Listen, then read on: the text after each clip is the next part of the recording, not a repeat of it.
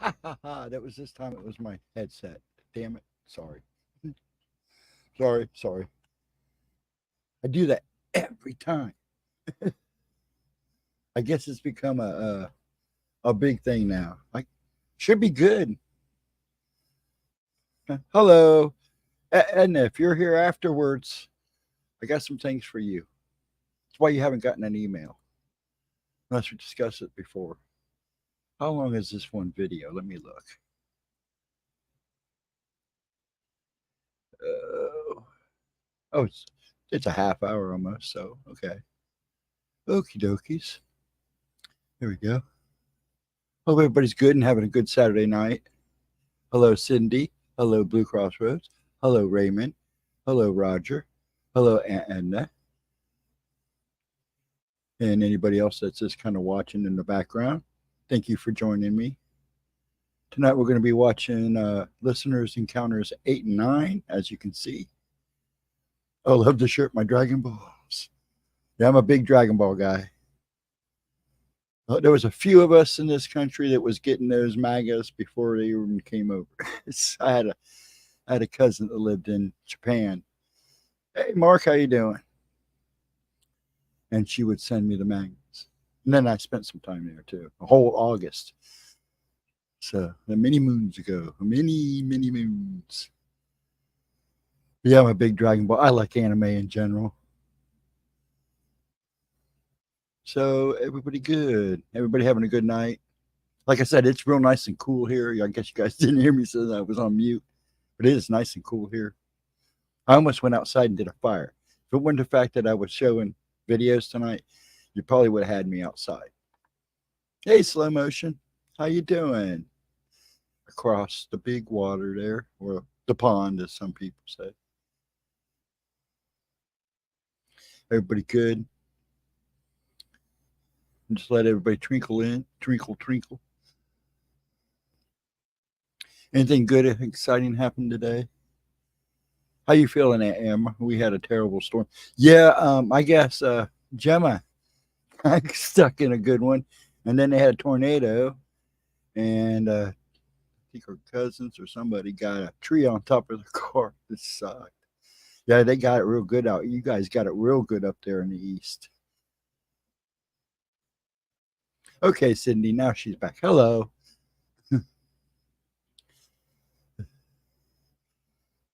So everybody good? Everybody having a wonderful time this weekend? I'll say that a few times like I always do, since I'm not a rambler. But I'm just trying to get settled in. Got a lot done today, so I'm just chilling now. Finally. I was going to play some games beforehand, but I got, oh no, I better not. And, hey, good to see you too, Raymond. Glad you came in. We got a lot of new people that popping in and out. I think that's great. And folks who are just watching, just hang tight. We'll start the video here in a little bit once a little bit of crowd comes in. I mean, I got 9 watching already, so I may start it here soon. Yeah, I saw you were here earlier. I played a game of spades. There you go. Yeah, I don't feel too bad. I'm good. Voice comes and goes. I have my moments. But other than that, life's good. Getting things done, trying to get on with it. All the BS is out of the way. I've kind of forgotten about the fire now. Still replacing some stuff, but you know how it goes. Okay, this is like the one Gemma had on the other night. It's just a smaller version. I forget what she called it. I called it Dragon's Heart. And then I got Edna's on. I wear them both quite a bit. This is usually under my shirt because it's pretty heavy. It swings around. Edna can tell you what this is. And like I said, Gemma was here. She could tell you what exactly this is. I call it a Dragon's Heart. But it's nice. It's got, I mean, if you get out in the sun, it really nice and shine. But they only buffed one side, which kind of bums me out. I wish they would have done the whole thing because the whole thing is actually pretty.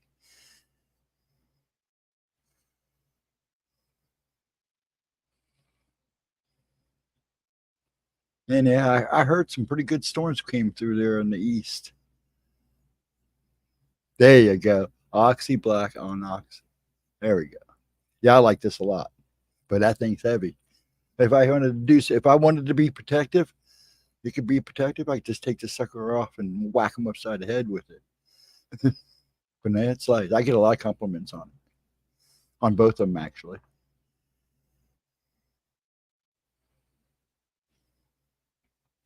But yeah, the 8 and 9, 8 looks pretty long. It's about 33 minutes, and number 9. Let's see here. Number 9 is about 25 minutes, 26. So, we'll hang around for a little bit. Throwing star. I tell you what, just leave it on the chain and whip that sucker around. You leave a mark, leave a dragon face up on the side of their head. It's got a little. It's hard to see on this, but it's got a drag. It's like a dragon. It's pretty cool. I do have throwing stars put away though. I used to have a sword, but I had to hawk it, which really bummed me out because it was a very expensive samurai. But I had to pay doctor bills. Yeah, it does. It shimmers really good. I keep them clean too.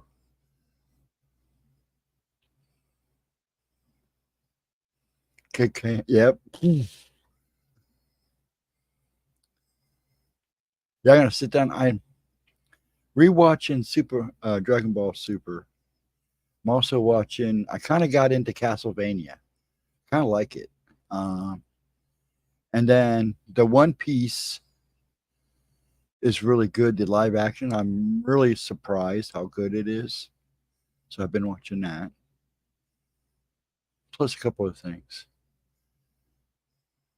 I'm getting anxious for the Monarch Legend of the Monsters, whatever they're calling it, the Monarch series on Apple. I'm gonna have to get Apple now because it looks really good.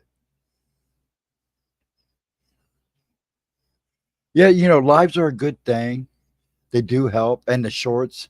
Sad to say, I hate seeing people have to do those stupid shorts, but they do help people. Yeah, One Punch Man was good. I was really shocked. Yes, finally. Yeah. Hey, AK, it's been a while. We wondering what you were going. We figured you might have burned your house down or something. No, just kid, because I've been there. Bacon wrapped jalapenos and sirloin. There you go. We're gonna have beef stew tomorrow. I'm making it from scratch. I'm going to town, man. I got all kinds of good stuff to put in it. Then again, I don't. You call it beef stew, but I put a little bit of everything in it. They gotta have that bacon wrapped around those babies. But yeah, I really liked One Punch. I'm ready for Monarch. And it's starting right before the Godzilla movie, which comes out December 1st. I got to make sure I'm going to be there for that. I like to get there opening day or something. I'm sure they're going to do giveaways. Toho's really good about doing that. So I'd love to be in Japan when it comes out because it comes out November 1st there. But it's pretty rare. This is a big deal when they're releasing. Toho always, the Godzilla movies always come out years after it premieres there. So it's nice to get a Godzilla movie, boom, boom, right, from them right after, a month later. Dragon stew made of dragons? No, no, no, no, no. Maybe a few humans, some sheep, some goats, a couple cows. I don't hurt dogs and cats.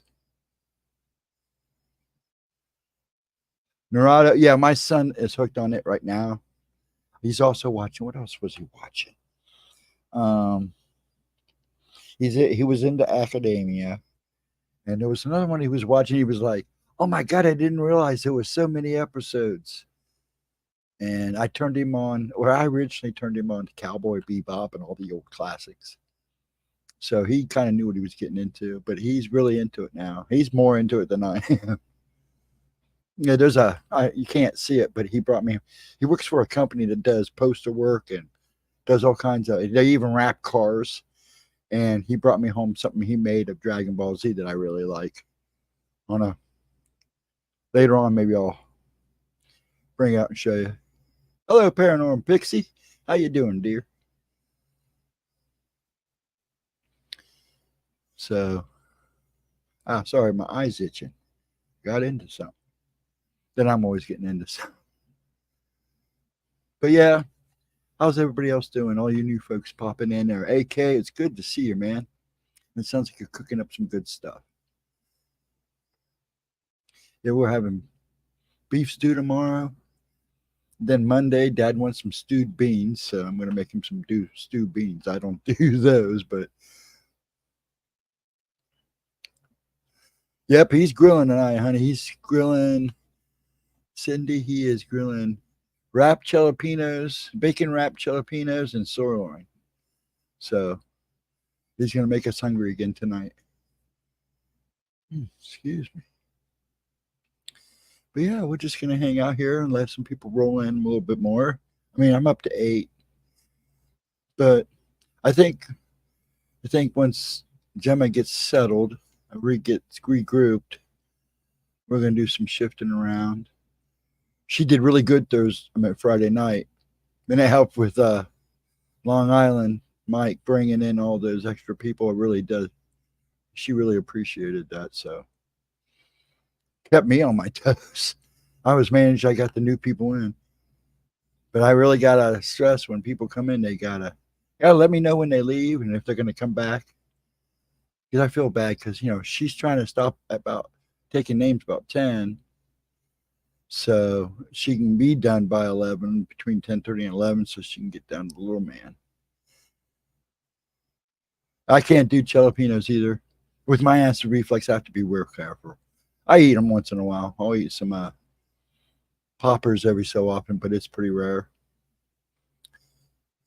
Yeah, because I only got Barrett's esophagus. It sucks. But it sounds good. I mean, I'd eat them. Yeah, Sonic's is not bad. There's an Italian place up the street from me. I mean, literally right up the street. It takes me 5 minutes to walk there. And they have really good poppers too.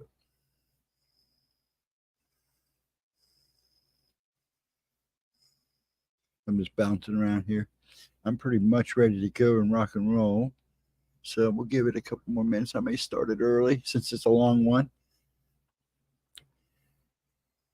And then I'm going to either have to hope that Edna sticks around till after either one or two, the first or second one. I have some questions. I want her to let me know what's going on. If she's talked to her, if you've talked to your daughter lately, I want to know if she said anything. If she's still having issues. If you're still listening, Edna, when she yelled at them to stop, did they stop or didn't stop? I need to know that. Like Blue said about the smell or anything like that. But I got a few answers that I will mail to you. I won't do it over. So I'm working on that now. I was going to send it to you this morning. I was like, well, I want to make sure I'm one of these guys. I'm kind of detailed. And I want to make sure I give you information that works.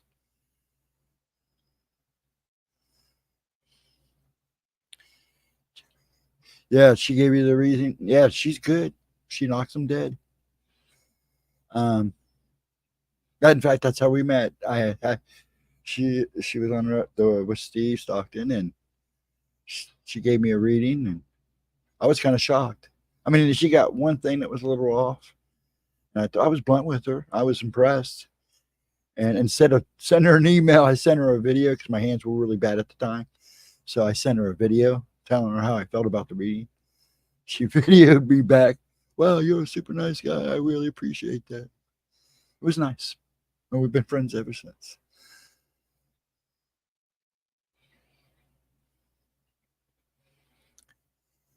Trying to figure out what's going on. No noise. And when she told it to go away, it did. So she hasn't had a problem since? Or is she still experiencing small stuff? That's what I need to know. If that's the case, that's good. Shows she has authority, and that's a good thing. She may be a little bit more gifted than you think. Because a lot of times those things, there's like, a small percentage that sometimes these things attack you and attach to you because you are gifted in one form or another. They want what you have, and they don't want you knowing either. They kind of sent on a ish. Yeah. So you never know. But 2 to 1, if she told them to go away and they've stayed their distance or haven't bothered her, and she's not having any small stuff happening, what I call out of the corner incidents, out of the corner of the eye incidents, and it's just not what you see out of the corner of the eye, but little things. If she's not even experiencing that, that is really good. That means that she may have a gift. She's been in California for a week. Oh, that helps. You mean it doesn't follow her when she leaves, or does it follow her? That's what I was curious about. That's the next good question. When she leaves, does she have problems? Apparently, she's not having any problems if she's not having. Poor thing. Why is she in California of all places? You took some crystals, dark crystals to her house. Cool breeze. Yeah, I got a few ideas in case it starts up again and gets really. Because if it starts up again, it may get more aggressive. So just tell her to keep her eyes peeled. So sometimes they come back with a little mineral streak to them. Okay, you don't know if she's experienced anything on a trip. Okay, that's a question you ask her when she gets back. Let her enjoy herself. Oh, on a conference. Okay, so her mind's pretty much elsewhere, which is a good thing.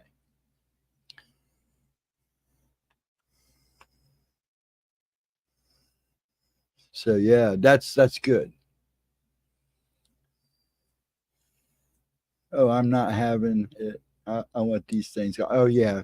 Well, I'm gonna tell you something. If she's not having any problems while she's gone, and she comes back and doesn't have any problems, it may mean she may have a gift. But there's always a chance that they come back, and if they come back, they may be a little bit more aggressive. Both of them. And I did talk to somebody about them being there together. Usually don't have like a hat man and a hag is what my friend is calling her. If she's over her, it's kind of what the hag does. And he says it's pretty rare for 2 of them to be there at the same time. Um, he seems to think that usually the hat man is the stronger of the beings, of the 2 beings or entities, whatever you want to call them. But when you got 2 of them together, that's his view. Now, personally, I think they're both just bad. You don't want either one of them there. I believe she does have a gift, but she never told me about it, about this till recently. But give her time. Let her open up on her own pace. That's good that at least she's opening up now. She feels the dark spirit and controlling the woman. Oh, it probably is. That's why I said you said it wear a hat, right? It doesn't. If it's a hat, if it's like a hat man, yeah, there's a big chance that he's the stronger too. He's manipulating the other, which is kind of weird, but not weird.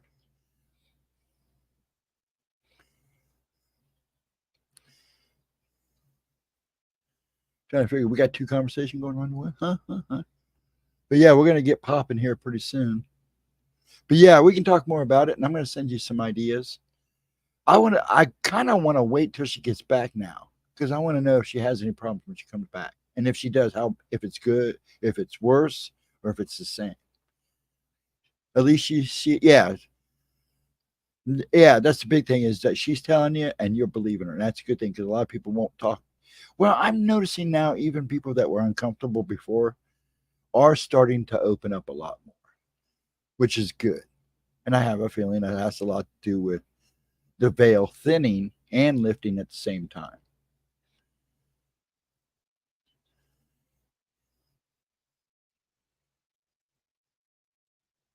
So, but it was good. It's good she's away from it right now. I really hope she's not having any problems. See, that's the key. Is if she's having problems now, whether she's there, then I'd be kind of even more concerned, and I have to take a different tactic. But if she's not, if she comes and tells you, oh, I didn't have a problem at all, but she gets home and it gets worse, because they're mad because she left or something.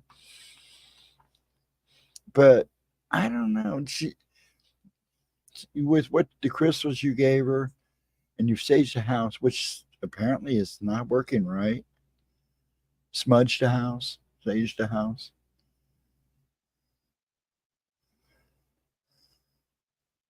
So that's the key.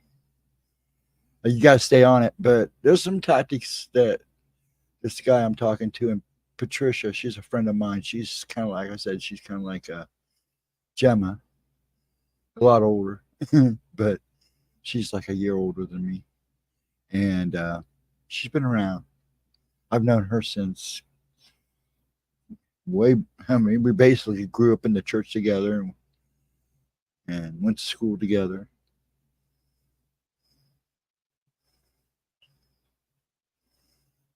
About the same. You doing okay, Blue? About the same, yeah.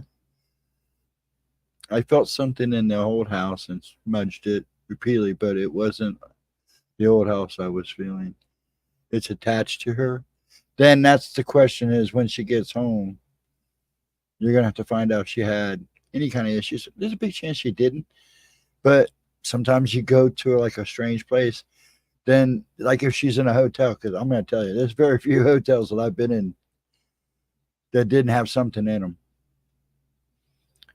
Yeah, I'm actually feeling pretty good, Cindy. That food poisoning really dragged me down. I see the doctors for other reasons. Every 3 months, I go in for tests. They do like a progression. They do a brain scan and they do MRIs. I've had this movement disorder since I was 2 years old. It has done some physical damage that I'm dealing, that I have to deal with.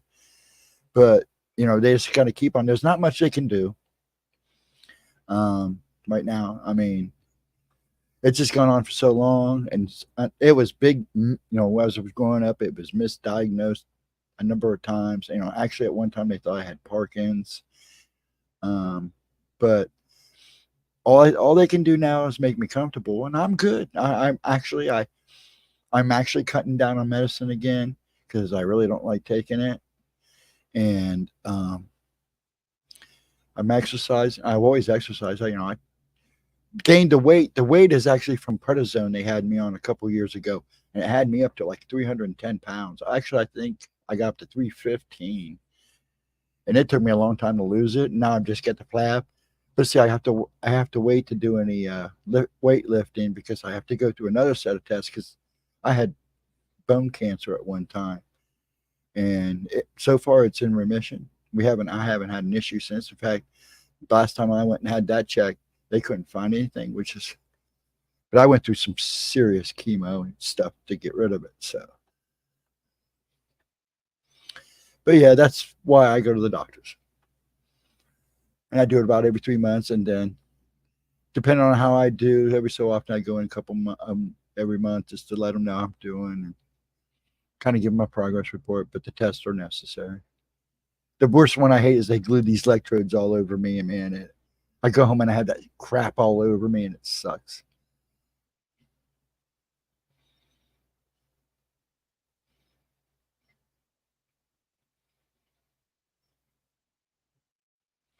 Who's posting what? Somebody posting stuff that's not cool. I hate that.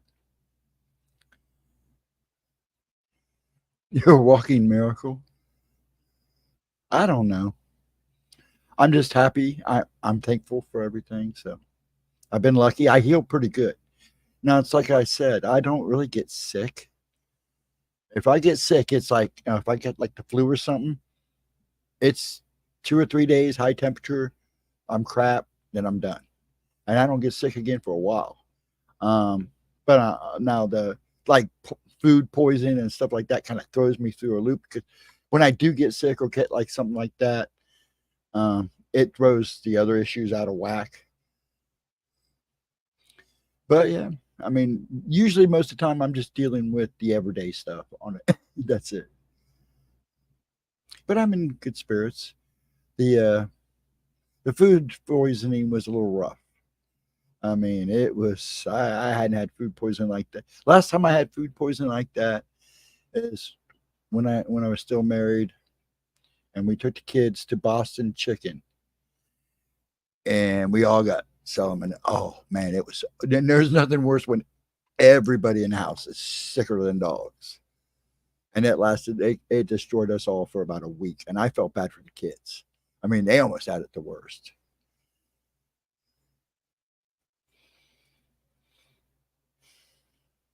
2 nights ago, I dreamt I was fighting something. Woke up with bruises on my top of my arm. I think I won though. That's the attitude to keep. I think my dad. But see, without getting too personal, my dad misses my mom. She's gone now almost 8 years now. Um, Things happened after she passed that he didn't know about. Plus, there were some issues before she passed, and she was pretty bad. And they didn't get to resolve it.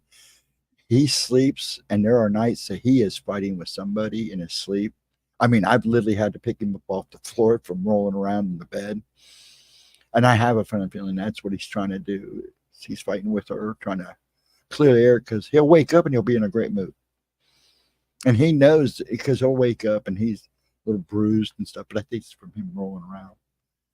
But yeah, I'm sure that's who he's fighting with. So whoever you just keep that attitude up and just when you have dreams like that, just think positive.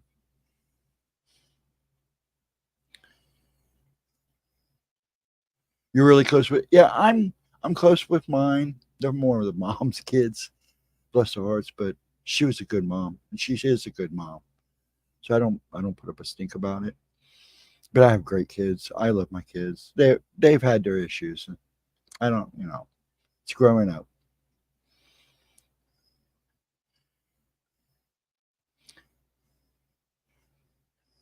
Yeah, it will upset you, and so yeah, it's just one of those things. Sure, now that she's opening up to you, maybe that will help her too. She said it runs in the family. Now, see, my mom and dad never really got the things I saw. I think my mom believed me more than dad does, and which is funny because he's a big UFO guy. Um, but he has a problem with spirits. Um, but I think my mom believed me a little bit more than he did. My grandmother, which was on my mom's, she was my mom's aunt, and my mom's her mother died at a young age, so my aunt adopted her, so we call her grandma. But she was really superstitious and into stuff, and all from the hills, on the Appalachian Mountains and stuff. So no, she always told me, you're one of the rare ones in the family because it does run in the family. But it's like every pops up every other generation because she actually told me one time, Steve, I think you're different. And I told her what had happened in the cemetery because she never knew about that. Um, and she goes, yep, that tells me a whole lot. So I had a dream a few years ago about a call I was on when I had to fight hard. Sean started to shake. Wake me up. Now, see, I have fighting dreams all the time, but it's not the fighting. I have these wicked dreams when I do dream, and I remember my dreams. That's the thing. I remember my dreams. When I have dreams, it's usually about a battle. It's like a war, and it's always with swords, and it's crazy. It is crazy.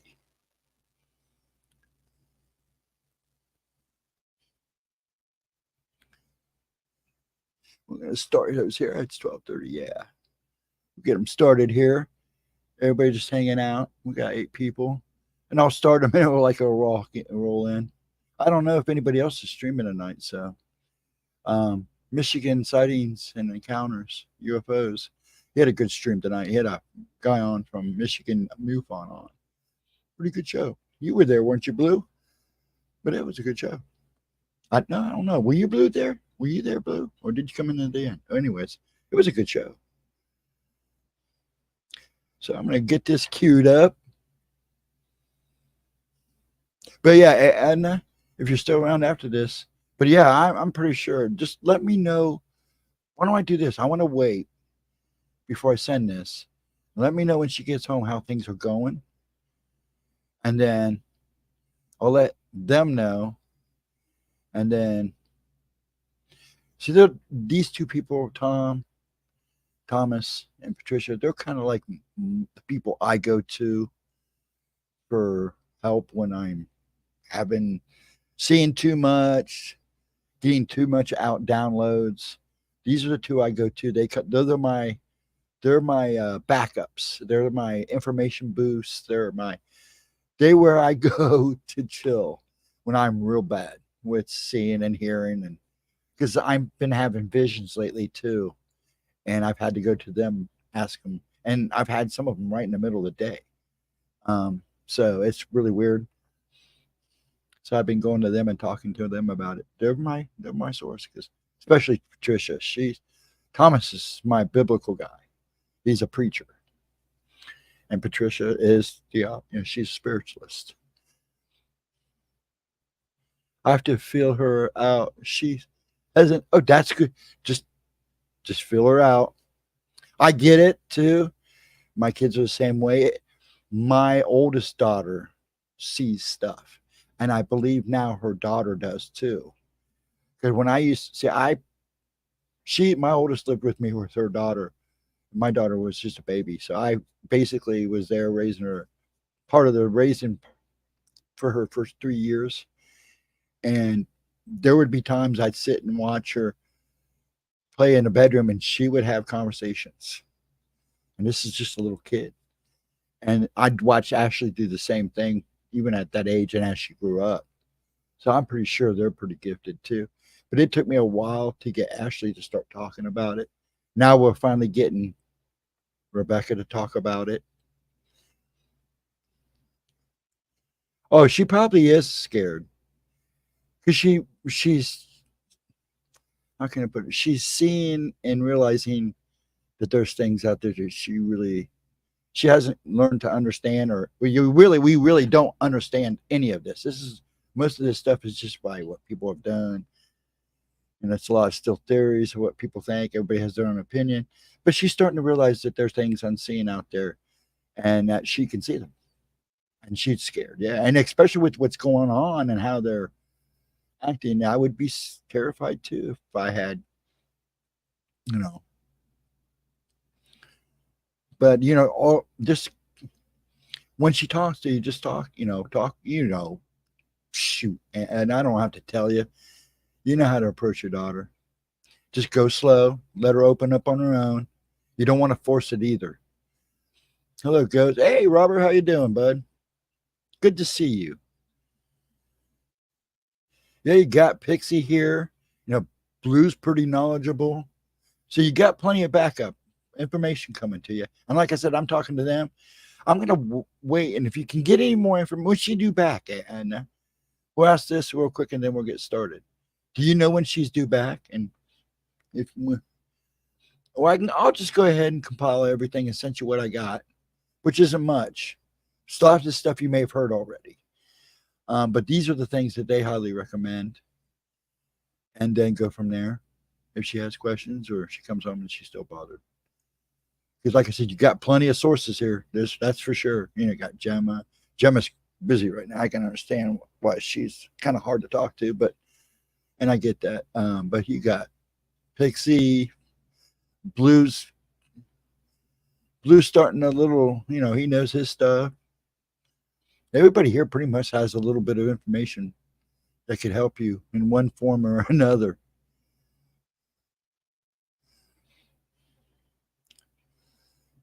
Oh, but yeah, that's right. Are you okay, bud? Been a rough week getting ready for my okay. Yeah, I was just gonna ask. Well, our hearts are with you, bud. Just hang in there. I know it's hard. You know where we're at. Seriously, you know where we're at. Gemma's not doing Wednesday nights anymore because of the little man. I may pick those up. I just don't know if I'm going to do like an 8 o'clock or a 9 o'clock. It's kind of hard to do a midnight show on a week. So if you guys would like me to do a show on Wednesday and replace a chilling show during the evening, I don't want to tread on anybody because I know a lot of people stream on Wednesdays, but I can always do a show like 10 to 11 or something like that if people are into it. So just let me know. You can leave a comment or let me know at the end of the night, or you know how to get a hold of me. Because I don't mind picking up Wednesday night. It'll keep that going too for her. And then I think she's talking about either this Tuesday or the following Tuesday is streaming. She'll still do it. I think instead of doing it at noon, we're going to do it at 1. I have had some limited experience, but I'm more knowledgeable about ET. Yeah, that's true too. But you never know. Sometimes people who you least expect it pull out chunks of information that is overwhelming. So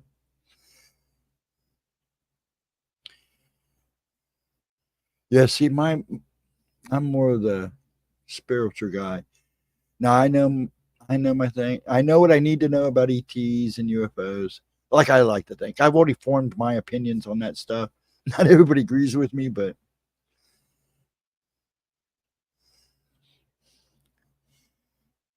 yeah, and there's a lot of new stuff that I'm now learning too. Now cryptids, I always keep up on all the cryptids, Bigfoot and stuff. I always try to keep up with that on the latest info. Too much is going on with the UFO ET world right now, and there's a lot of information being thrown around, and people need to start sifting through and forming their own opinions.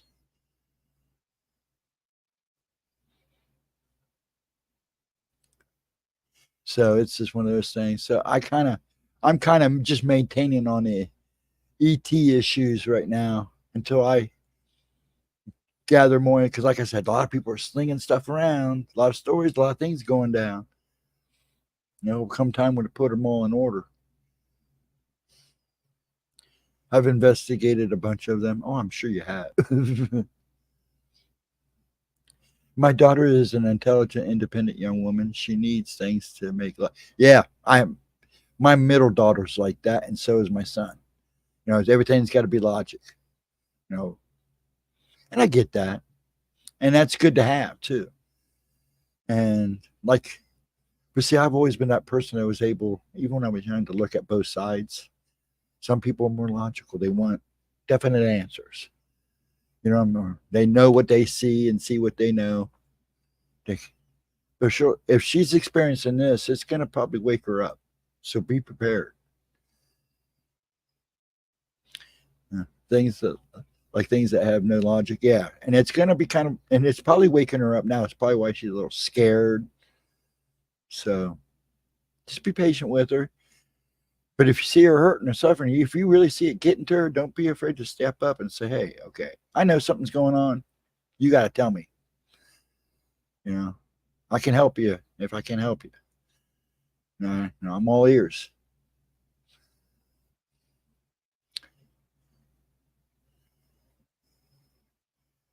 Yeah, I have a lot of opinions on the ET thing, but I've tried to keep them kind of silent. I mean, most people know that I think ETs are fallen angels, but I don't think the ETs themselves are fallen angels. I think they're a product of fallen angels. So, but I'll leave it at that. There's a lot more to this world, Horatio, than you'll ever know. And I know I didn't say that right, but who cares? So, are we ready to get this thing rocking? Let's get this first one out of the way because I don't remember much of these two.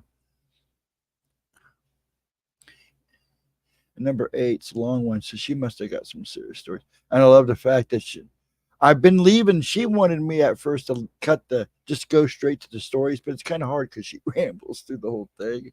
Bless her heart. So we're just gonna. That's why I've been leaving them in. So let's do this. Let me get it up here. Get it ready. Okay. Stop. Get it back to the beginning there. Let me move it out of the way. Oops, wrong way, ding dong. Don't do that. Don't do that. Thank you. Okay. Present. Share. I don't think the veil is thin anymore. I think it's busted.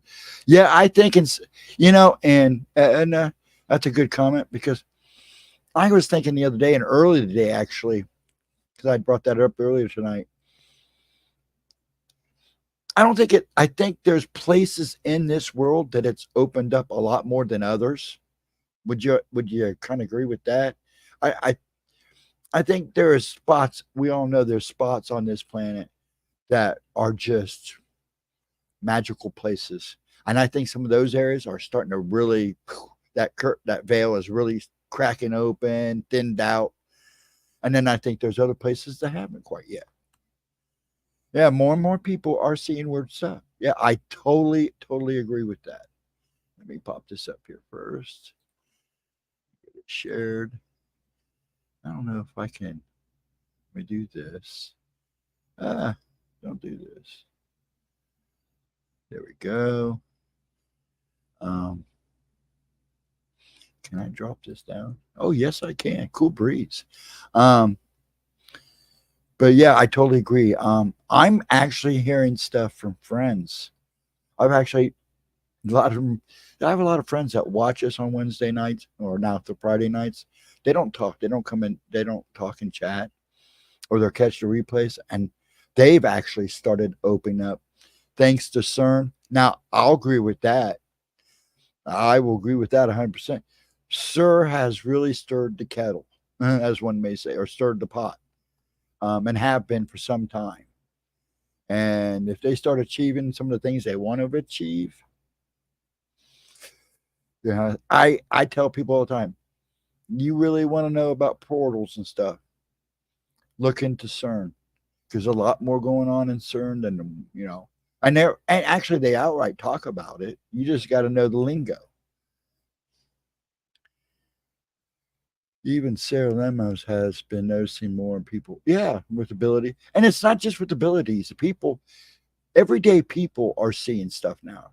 Because, I kind of agree with Gemma about everybody has abilities because I think everybody does have potential. I just think that it will always be a case where some people will never either achieve it or want to achieve it. They'd rather not mess with it. They're happy and content where they're at. You're going to always have that. But they're even starting to, kind of own up to what they're seeing, which is amazing. But yeah, things are changing.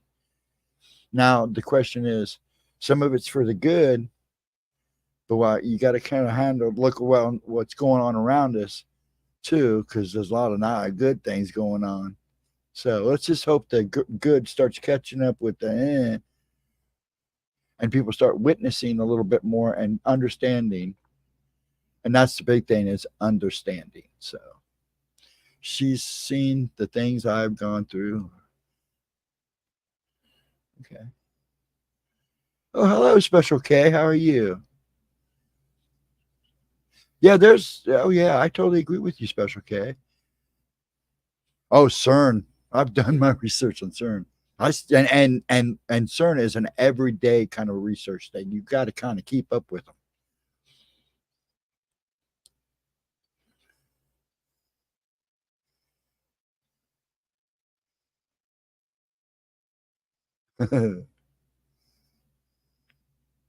Good to see you, Special K. Are we ready to do this? Let's go ahead and get this baby rolling. Well, Special K, I don't know if you've seen any of her older stuff. This is 2 years old. Yeah, about 2 years old. This is one of her listener encounters. Well, thank you, dear, very much. Much love and respect to you too. But I think this is about 2 years old. Yeah, these are all about 2 years now. And this is her listener encounters. So let's do this. I'm going to get it rolling. I'm going to turn my mic off at my headset. I do have everything up. I'm right now able to stream YouTube while we watch. So if you got anything and you yell at me, I can talk to you in YouTube. So, okay, let's do this. Oh, wrong one. Ding dong. Clicking the wrong screen. What is up, you guys? Welcome back to my channel. And if you're new here, just welcome. My name is Gemma Jade, but today I have another episode of Listener Encounters, and it is volume 8. Yay! Thank you so much to everyone who sent your encounters in. I use everyone's encounter. So if yours isn't in this video, it'll be in one of the next ones. I try to go in order, but every once in a while one gets away from me. So if you sent yours a while ago, I'll re-go through them. I don't delete any of them. If you sent them to GemmaJadeParanormal@gmail.com, they are going to be in an upcoming video. Let's just jump right in and get started. I am really excited to go through these. Our first encounter comes from our friend Melissa W., or as I like to call her, Barbie. I think it's such a cute nickname. Let's just jump right in. Like I said, I want to just blow right through these and get as many done as possible. Let me start off by saying I've always been into Wicca, and early on I realized that there are such things as Christian witches. I've had psychic experiences my whole life. I could see things. I give readings. People come through to me. Melissa, I don't usually jump right in the middle. I wait till the end. But yes, I've been getting a lot of conflict for this. I am a born again Christian. I love Jesus, but I also give readings. I also see spirit. I'm also clairvoyant and clairsentient and all the other clairs. So I totally get it. And Is your name yeah, I'm Craig? glad someone else does. In early 2006, I went and hung out with my friend Laura Q, who is not the one I will be talking about here in just a minute, and another friend named Drago. We were all interested in spiritualism and meditation and whatnot. We were on the second floor of an apartment building smack dab in the middle of the city in Ocean Springs. It was definitely not a place where there would be a bunch of wildlife or even really stray cats. We each took a tab of ecstasy and we decided that we were going to meditate and pull energy into a circle. We sat down and held hands and focused on the light. Not 20 seconds later, we heard a noise at the balcony door. It was cats meowing. Not just a couple either. There were at least 25 cats meowing at us. Drago went outside and pet the cats and told them it was going to be okay, and they left. Well, we sat down again and continued our meditation. About a minute later, the cats were back. So Drago went outside once again and calmed them down, and they left. We decided not to meditate anymore as we would just be interrupted by the cats again. That's just a small story, but a very odd one. And I actually messaged my friend Laura a few weeks ago and asked her about it, making sure it wasn't just my imagination or making sure that I wasn't recalling it wrong. And she assured me that yes, it did happen. And yes, it was very strange. There was no cat food or tuna or anything out on the patio, nor did we have any inside with us. There was no explanation at all for what they were doing, and I'm not exaggerating on the amount of cats. Hell, there might have even been 30. Now, Melissa sent me multiple stories. I'm using 2 in this video, so here is the next one. My best friend Laura and I were inseparable. She's the one who gave me my nickname Barbie when I was 15 years old because I was 4 foot 10 inches tall with blonde hair and blue eyes. So she said I looked like a life size Barbie. Totally irrelevant, but she's the one who gave me my lifelong nickname. I just wanted to let you know how big of a part of my life she was. After she dropped out of high school, we kind of grew apart, but we were still good friends. She married some a-hole and moved up to Tennessee. She wrote me an email while she was in Tennessee telling me she always had feelings for me, but she was scared to tell me because she was afraid of how I might react. We were both bisexual. She finally moved back down here, and I realized how controlling her husband actually was with her. He never let her wear makeup or tight clothes because he was jealous of any attention that she might have gotten.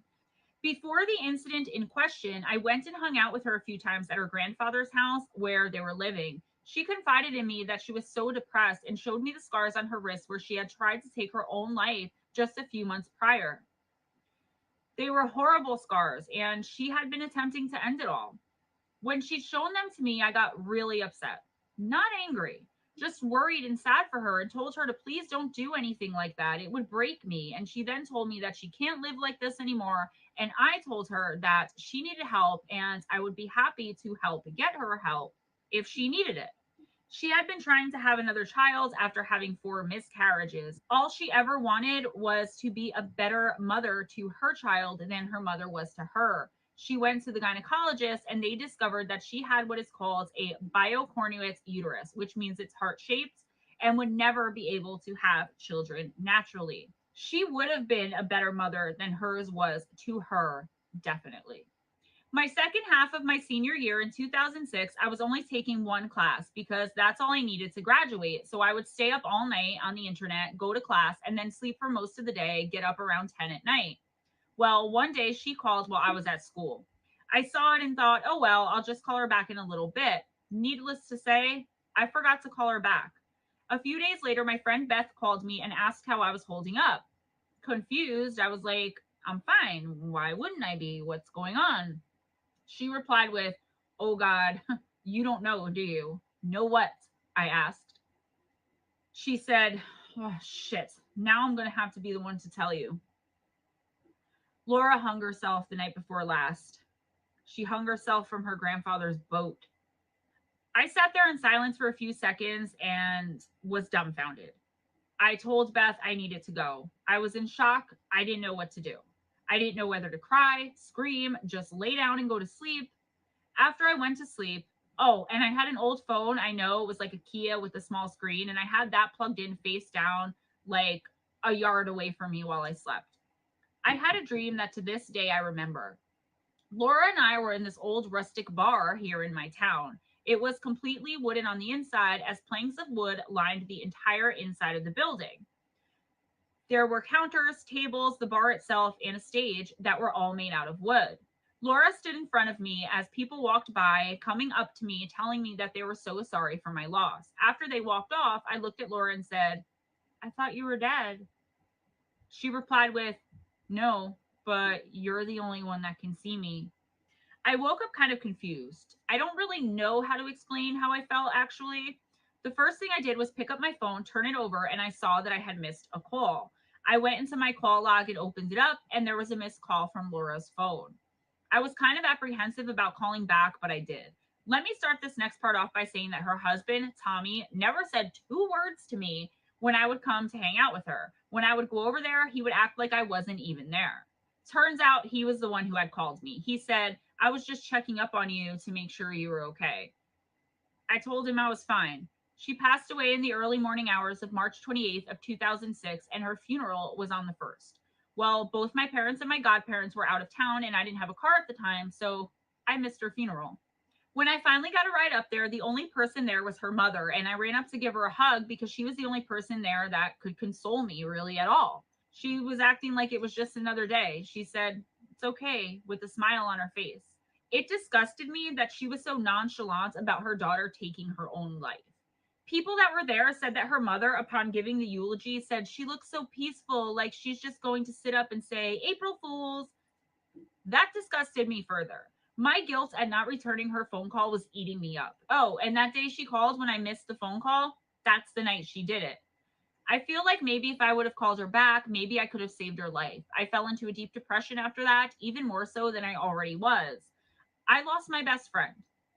A few months after that, I started dating my now ex-fiance, and on March 28th, we took flowers to her grandmother's boat since Laura was cremated, and there are a couple next to the boat as well with a street light that shone a little bit of light onto the boat. My ex and his sister went with me to the boat. The sister was on my left while my boyfriend was on my right, holding my hand. We came around a tree and all three abruptly came to a stop. I was overcome with a strong sense of sadness and pain. What we saw before has changed this.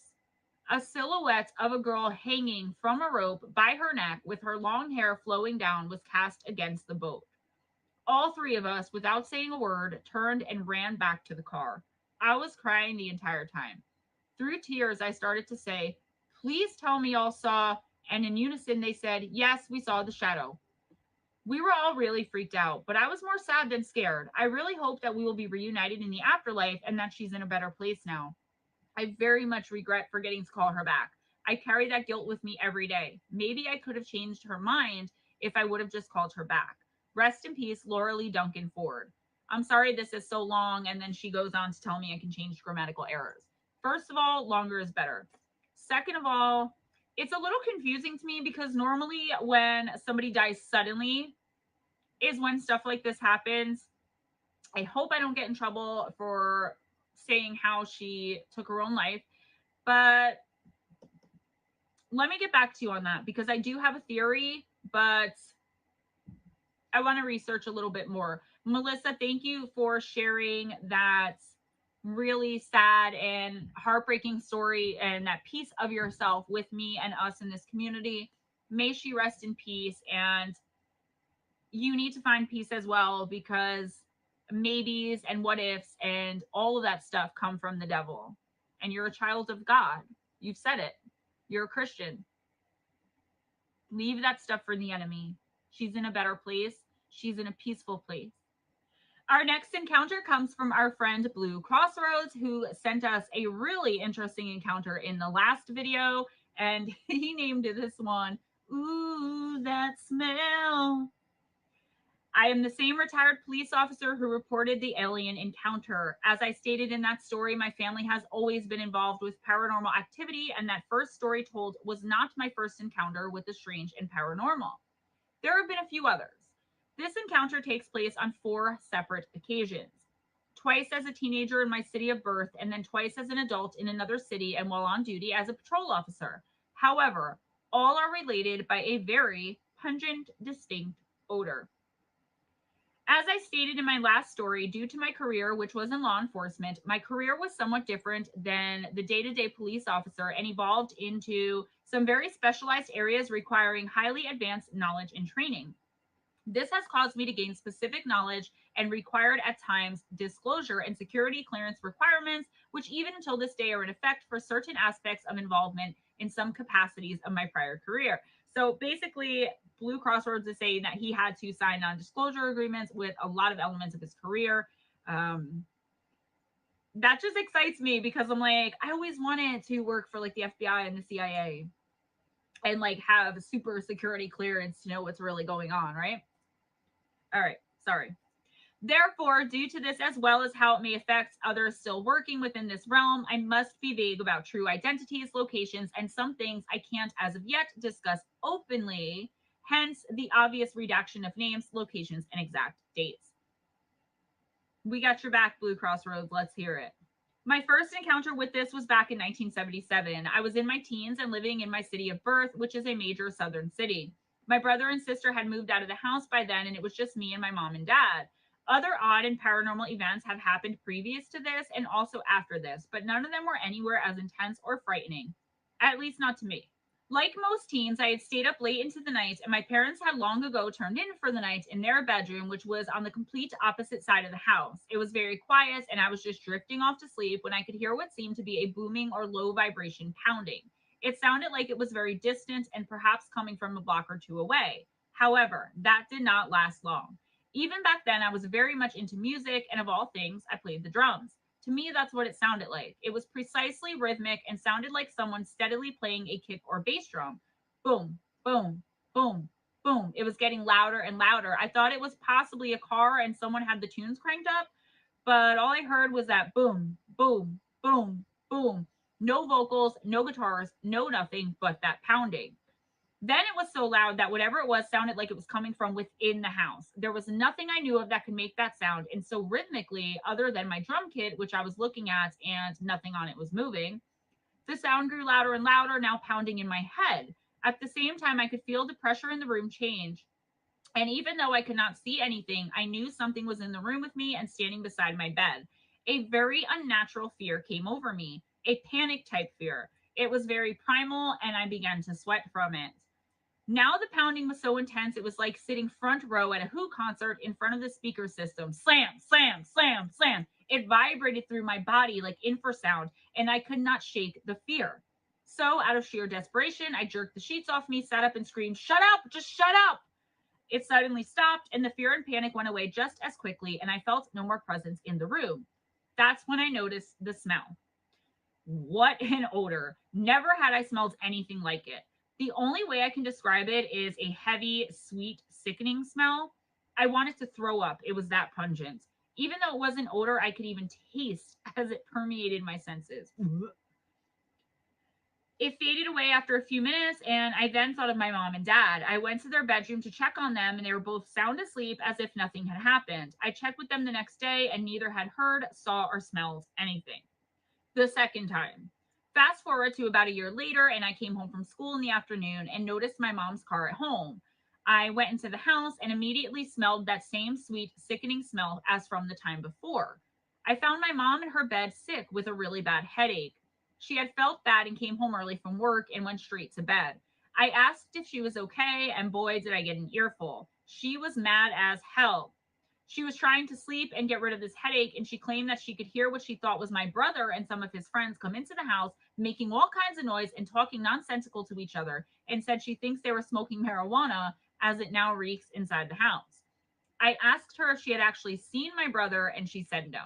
She never got out of bed and could hear them talking, but could not make out what they were saying because it sounded like gibberish, and she thought it was due to drug use and or smoking dope. Just to clarify, my mom is a bit of a prude and had no idea what marijuana smells like. Therefore, she attributed this smell to marijuana use, to the smell of marijuana. Also, my brother nor anyone else was home at the time that this all occurred. I also checked with him later, and he had not been there all day that day. The third time. Fast forward to 1991, and I'm now an adult, a police officer, and on patrol in another major city different from the one I was born into, assigned to a specialized uniform patrol unit concentrating on high crime areas in an economically depressed area. Assigned to a two-man patrol unit, my partner and I were patrolling an area that had had a rash of nighttime armed robberies from convenience stores and were checking the area behind one of them close to the downtown area. We were on a street behind the convenience store with no lighting. This would be a perfect place to park a getaway car, close enough to get in and out of the store without anyone spotting the getaway, as the street was littered with unlit vacant lots and warehouses. I was driving and my partner was riding shotgun. I was cruising down the road at about 5 miles per hour so we could see all the good hiding spots for the robbers. As we cruise by an open grass field, our headlights reveal a person standing in the dark 5 to 7 feet away from the road. This is not uncommon here, as there are homeless and drug addicts traversing this area to get to the nearby housing projects for various nefarious reasons. However, this guy looked like he was just standing there waiting on a ride or on a bus or something. And as we got closer to just feet away, we could see he was wearing what looked like a black dress type coat with long split tails in the back, a white shirt that looked yellowed and aged as if it were 100 years old, and black pants. He was wearing a black hat that resembled one of those top hats that undertakers wore back in like the 1800s. The skin on his face was ash gray, and the skin looked more mummified and just pretty much covered his skull. But the most frightening thing was he had no eyes. None. Just two solid black holes where his eyes should be. He looked straight forward, never even acknowledging us or the car as we rolled slowly past him. My partner and myself turned and looked at each other and in unison said, "Did you see that?" I slammed on the brakes. The speed I was going should have put him right at the rear bumper of our car. We both jumped out of the car and turned back to the rear, and nothing. He was gone. Vanished in an open field that's both behind him and right in front of him. The nearest structure was the back of the store, which was about 300 yards away. Even if this was a prankster, no one could have run that fast as to have not been seen. My partner walked over to the approximate spot where the man was standing. That thing was standing right here. I thought to myself, so glad he said that and saw him too, because I thought I was losing my mind. He looked at me and then said, "What the hell is that smell?" And that's about the time it hit me, and I smelled it. That same unmistakable, sweet, sickening smell as years before. I instantly knew it when it caught my attention. He then asked, "Have you ever smelled anything like that?" I yelled with urgency, "Yes, get in the car. We need to get out of here right now." My partner ran back to the car and jumped in. I drove off and found a quiet spot to recoup. My partner then asked me if we needed to call hazmat. I realized when I told him we needed to get out of there, he thought the smell was some kind of toxin. I then had to explain the prior encounters related to that smell and my belief it could be something evil and paranormal. He was already well aware of my past encounters and knowledge with the strange and unusual. It was one of the reasons he wanted to pair up with me due to my almost psychic ability to deal with suspects and witnesses. He had even had some smaller experiences in the past as well, so we made a good team. The fourth and final time that I can talk about. A few months after this last encounter, my partner and I were in the same area. It was a quiet night and close to time to going home. Dispatch put out a possible home invasion in progress and was in the process of obtaining more information. We were only blocks away from the scene. This was a residential area, but known for trouble, and there had been several home invasions in this area lately, mainly due to rival drug gangs ripping off other drug gangs, usually turning into massive shootouts. We responded along with several other units and went silent as we approached the block the house was on. As we checked on the scene, the dispatcher advised it was the residence of an elderly female and that the suspect or suspects had just fled the scene, but there was no suspect description. The house was dark and quiet. My partner flanked me to the driveway side of the house in case there was a car parked around to the side, and I approached the front, taking cover behind a tree with my tactical shotgun. After the perimeter was secure and there was no visible threat, I had the dispatcher notify the homeowner to come to the door. She looked to be in her late 80s or early 90s. She was so glad to see us that she started crying. We told the responding cars to check back into service, and my partner and I would investigate and make a report if needed. After getting her calmed down, she told me she was sleeping in her bedroom when she woke to someone kicking or pounding on her bedroom wall. My partner then went to check out the house. She said she got scared and dialed 911 and told the dispatcher someone was trying to break in. She went into her living room and then heard the pounding on the front door. The dispatcher told her not to open the door until the police arrived. It was just a few seconds later, she said, the pounding stopped and they ran away. That's right when the dispatcher told her we, the police, are outside and that it was safe to come out. I asked if she saw any of the suspects, and she almost too quickly responded, no. I knew she was afraid and that she's very old, but my senses told me that she was being deceptive. I wasn't sure if it could be someone she knew or possibly a young relative she didn't want to get in trouble. Also, her timetable seemed to be slightly off. Just then, my partner came in and told me to come outside. We went out to the side of the house the bedroom was on. He told me to go stand by the bedroom window, so I did. Right away, I knew why he had sent me over there. The smell. That overly sickening, sweet smell. We went back into the house. My partner made small talk with the woman, and I used her phone and called the dispatcher. The dispatcher told me that she did indeed tell her to go to the safest place in the house, and the owner said that they are now at the front door. The dispatcher said she could hear the banging and told her not to open the door. She then said she could hear the owner sobbing and saying over and over, oh my God, oh my God. She said the phone was away from her face, but she could still hear her praying and then say something about being reborn in Christ and commanded the devil to leave. Then the line went quiet.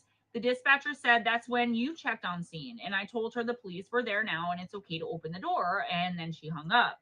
I talked to the owner again and told her that everything was going to be all right. There would be no more banging on the walls or door. I then smiled at her and said, you told that man that you didn't see with the black coat, white shirt, and no eyes that you were in charge here and that your faith was stronger than his fear and ran him off for good. Her eyes lit up and she said, so you saw him? I told her, not tonight, but we have in the past, and we ran him off too. My partner then told her that that was some time ago and we're still around, so we know you will be also. She smiled and hugged us, and we also told her we would finish out our shift parked in front of our house, and from now on, when we were in the area, we would drive by and even stop in when we could. We did for quite a while, and she had no more issues. I wish I could say the same for me, but there are more encounters to be had. Thank you, Blue Crossroads. I love how your police instinct kicks in when you're writing and how you describe things, because I feel like I'm like watching a movie, like you're ducking behind the car and your partner's by the tree, and like it's just really cool because I can picture it in my head, especially since I know what you look like. Tell wifey I said hello and thanks again. Keep them coming. These are great. You were also right about one thing in my experience, in my research, that smells like that, especially ones that are that bad and pungent and strong, are always associated with demons, the demonic realm, and even Satan himself. So if you're still experiencing this, I would maybe, I mean, it's been all these years, but it's definitely demonic. I'm 100% sure. Our next encounter is from my good friend GhostDragonzw. He's always in the live streams. He's usually ghost in chat, and he's been with me for a really, really long time. I want to say since I started the channel, maybe not that long, but he's one of the names I remember from like the very beginning of my career, even if it's when I first started with Steve. So anyway, I've been waiting for a while to get some encounters from him, and I really appreciate you sending them. after sending me some beautiful love and light and hope from some things that I was dealing with and just being an absolute sweetheart. Definitely things that you've said, Dragons, resonates with me. The observing, the watching, that kind of stuff. So I can't wait to speak to you more on that. I always pray for you. I pray for all of you. So let's get to the story though. Okay, now a story that changed my hair color and my path. I was 12 when this happened, but had been seeing things since 5 or 6 and maybe even earlier. I just remember bits and pieces then. Okay, back to my story. It was early September, the evening shadows getting longer and a touch of fall chill in the air. I had been at my buddy's house messing around when I heard my dad whistle for me. Man, could he whistle, and loudly. I could hear him from the other side of the graveyard in a different neighborhood. Anyways, that's when I realized it was going to be 8 p.m. and I had missed dinner. So I booked it home, deciding to cut through the graveyard to save time. As I got to the back end of the graveyard, I realized how dark it was already because of all the trees. All the times I'd cut through the graveyard at the time, it never seemed as dark as it did that night. Weird thing was, the moon was bright that night, and yet the moonlight didn't seem to pass through the trees here. Yet I went on. As I got about midway off to the right of me, I noticed a light coming from the only tomb, the tomb building. I think you mean a mausoleum, but he says tomb building in the graveyard. I thought it might be the caretaker, so I walked over to say hi to John. But no John. No one was there, but a light was still coming from inside the locked tomb. So, a little worried, I started to back away from it, and that's when I saw it. First, as a bright light coming through the doors and towards me.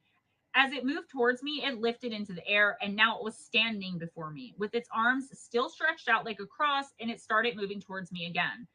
I froze in place. I couldn't move. I was just amazed at what I was seeing. Then it happened. It went straight through me.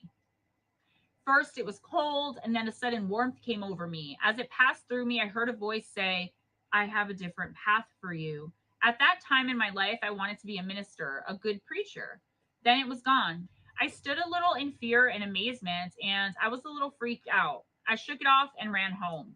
When I walked in the front door, my mom was standing in the kitchen. She looked at me and gasped and said, Oh my God, what did you do? Dad came in from the den and looked at me and said, Why in the hell did you dye your hair white? Not knowing my hair had turned white, I ran to the bathroom mirror, freaked out a little bit, and walked back into the kitchen. Then I said, I didn't. Why would a blonde like me do that? I would never do that. I swear I didn't. Mom said, even if he did, you would be able to smell bleach or dye, and I don't. So what happened, and why are you shaking so bad? So I gave them a play by play of what had just happened. My mom seemed to believe me, knowing that I've talked about seeing weird stuff over the last past years. My dad, on the other hand, just wasn't sure if he believed me. He's kind of hard to read at times, but still to this day, it's never been mentioned again. Anyways, the next day I got up, and being a Saturday, my dad was already up and reading his morning paper. As I walked into the kitchen, I heard him say, You're not starting school looking like that. I'm shaving your head, like it or not. Sorry. Just so you know, we boys, I have 3 brothers, all had our heads shaved until we turned 10. Then we were allowed to decide to let them shave our heads or grow it out and have the barber keep it neat, as my dad would say. So, yeah, I was a little bummed, but I did understand. My brothers, after telling them, 2 believed me and 1 didn't. My hair stayed white for a few years, then slowly started turning back to more of a dirty blonde, but on the sides of my head, I still had streaks of white, which made me look older than I did. I still do. And when I grow my beard out, it's white as snow, even in my younger years. I had always taken this as a right message from God. So I waited for that path to come forth. It wasn't until a few years back when I noticed that he had already put me on the path that he needed me on. And yes, I have wandered off that path many times, yet I always seem to find my way back. Thank God. And I mean that literally. After this had happened, I also noticed that the things I see didn't scare me anymore, and that I seem to, at times, know things and understand things that I didn't even know before. I also started carving research on topics of all things biblical and paranormal. Over the years, I also realized that a lot of times the things I see, like shadow entities that are following other folks, I see them, but a lot of times I don't think they see me. Same with most of the black and white eyed kids I've seen in the hospital. Just for the record, I only saw one white eyed kid. It was a little girl, and that was also in a hospital, and that's a whole other story. I have had a couple of times that I know me and these entities were looking at each other, but it seems to be a rare thing. But those are my stories for another day. I hope I did okay with this. You did amazing. And I think you've sent me those hospital stories to the other email, and like I ended up losing them. And I know you got other things going on, but I would be really interested to hear those. This was amazing. Like, I'm kind of jealous. Like, a real visit from the Holy Spirit. Incredible. I really look forward to talking to you. You can hit me up anytime. I know life happens and we get busy. Happens to me too, but you know how to hit me up anytime you want. I really do want to talk about the other stuff we were talking about, the watching and observing. So, guys, that's all I have for you today. I want to thank my Melissa Barbie, Blue Crossroads, and Dragons W for this incredible encounters video. I think I have enough to even film another one. So I can't believe we're on 8 already. Guys, thank you so much. You have no idea how much this means to me that you guys are helping me out with content in this way.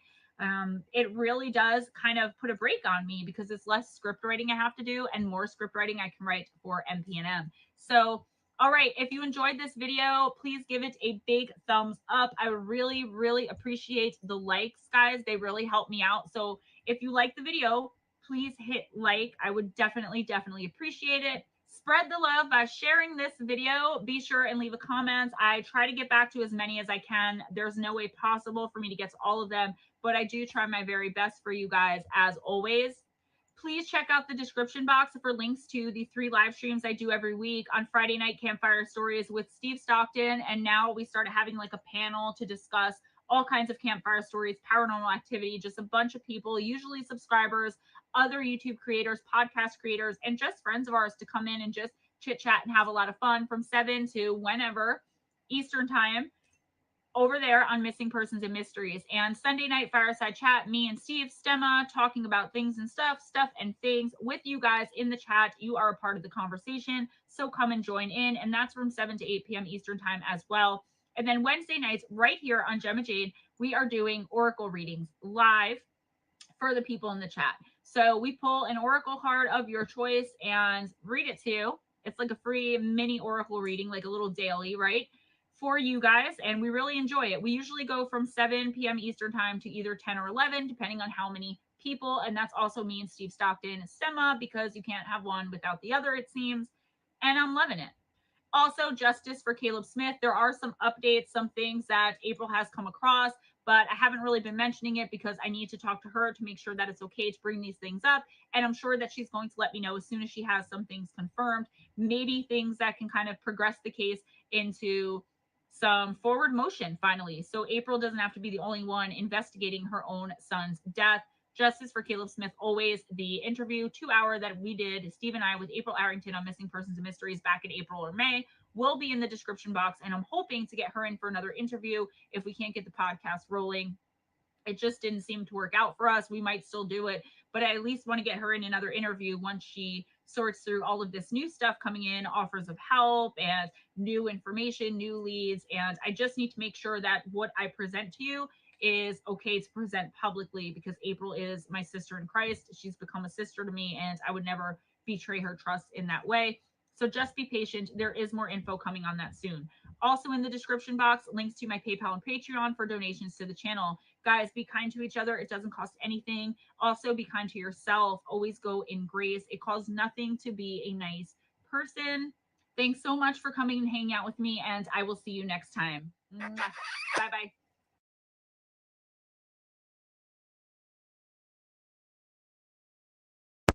Hello. Okay.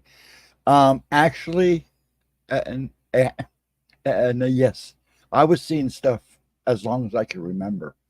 I often said the most, this, it's got a lag. No, it should be good now. Am I still muted? I shouldn't be. But see, I got a lag going here. Hold on. Let me pull up this other one and get it ready. But no, I'd been seeing stuff. Most of mom said that as a baby I would, seem to be distracted by things. But I started really remembering stuff around kindergarten, and I was really around other people a lot more. That's when I really started noticing I was seeing things that nobody else was seeing at the moment. So yeah, um, that's why I made the comment that the things after that had happened. I don't. It takes, other than like I said, the demon encounter and the Hatman that happened around that time period, were the two things that really put the fear of God in me, as one might say. But yeah, I was seeing stuff way before that. I felt more comforted after that. Um, but yeah, I mean, so if you do guys have questions, we're both here. Feel free to ask. I'm sure Blue will answer what he can. Let me get this next video ready. Gotta find a hey. I don't mind now. But yeah, I love Blue's encounters. I love his stuff. And just think of the things that he can't talk about. Okay, 1 second here. I was able to validate my age by death date. I was 4 or 5 when I started with me.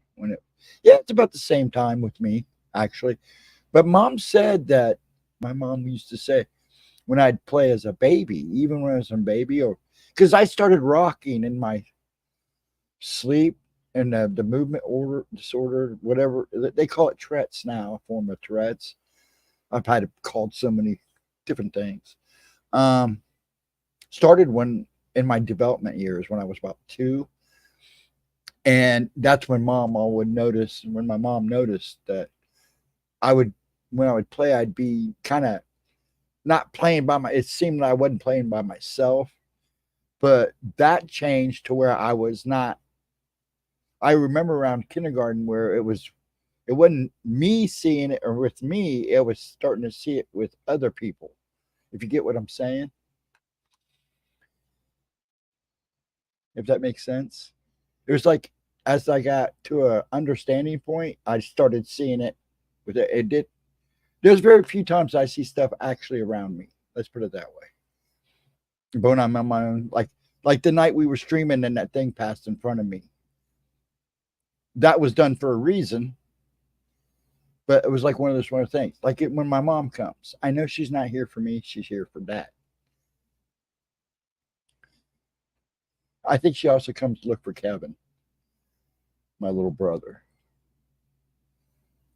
Okay, but yeah, most of the stuff ever since about 5, it's been other people. Yeah, you saw that. I think everybody saw that one. That still kind of freaks me out, but I'm glad that the entity that did that did it for a reason. Took a couple of nights of me to figure it out before it all come click together. But it was done for a reason.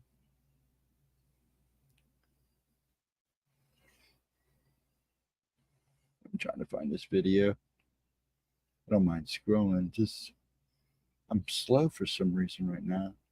There's 10. It's just funny because she's got them switched. Okay, here we go. Ready to go. But yeah, it's like Blue said with the smell.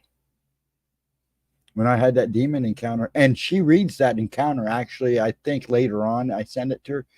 A lot of that, it took me a while to get her stuff because I was in and out of the hospital a lot at the time.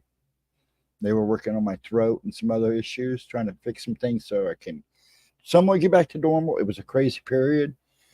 And so I was trying to get stuff to her, and there were some days I couldn't even write or type. So it was like a long process getting her just those stories. But I sent her the demon encounter. I sent her the first time I saw the black-eyed boy, the kid in the hospital. And I think I also sent her, I'm not sure if I sent her the white-eyed girl. And I think I sent her one other thing. I can't remember. But those are the ones I know I sent her.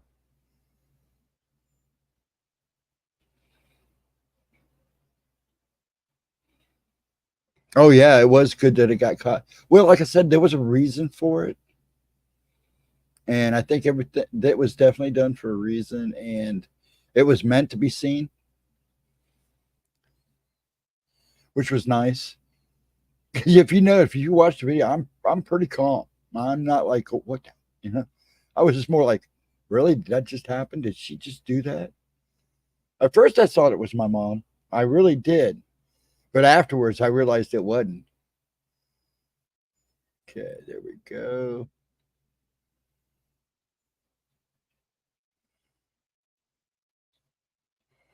Okay. I don't think that things I saw were demonic, tricksters, shapeshifters, but not demonic. See, the things that I see, like I always say, I see three things. I see three things. I see spirits, good or bad. Then I see, angelic and demonic. And then there's a third thing. Gemma says, it's probably interdimensional, which it could be. It just, those two things I sense, I can feel. Sometimes I can even see certain things that give it away. But the third things, it's like dead with them. It's like dead space. I see them. I know they're not one of the other two. They kind of give me a weird vibe. Um, in fact, these are the things that I'm seeing now that I know for some reason are seeing me back. I had an incident not too long ago. Well, I know that thing, whatever it was following, whatever this thing was following this person, it knew I was watching them, and it made me real nervous because I'm just like, okay, you know I can see you, and it kind of faded away, but I knew it didn't leave the guy. It just kind of hid itself from me. And then a lot of times if they do see me, they seem more afraid of me than I am of it, which really kind of freaks me out at times. I'm too curious to be scared only. Yeah, see, and my curiosity will probably get the best of me one day. And it's me too. There's only really two times. I mean, there's been times I've been scared. You can't control fear, but I like to put a little tap on it if I can, because fear is very necessary. Um, but yeah, the demon and the hat man were probably the two that really probably. The demon shut me down for a month. I mean, I was I was done for a month. I didn't want nothing to do with anything. I literally locked myself in the house. Mom and dad were bringing me food. I wouldn't leave because I was afraid. And it's like I just didn't want. It was just uncool. And a lot of people said you were that bothered by it. Why'd you even stay in that building? Because I knew it was gone. Yes, things that we don't understand does frighten us. That's everybody. I don't care who you are. You may not show it, but I can guarantee you're probably scared. There's something that some they're it's like human nature.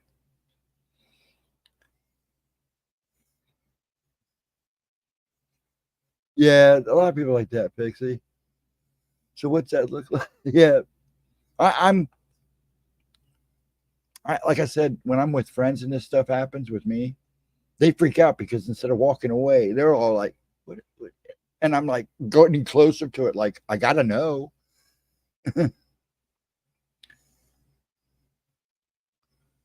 I'm not. I'm not gonna get scared until I get up and it does something. That's why if there is a Bigfoot, I hope they never catch him. They just shoot. I don't. Unfortunately, I agree with that.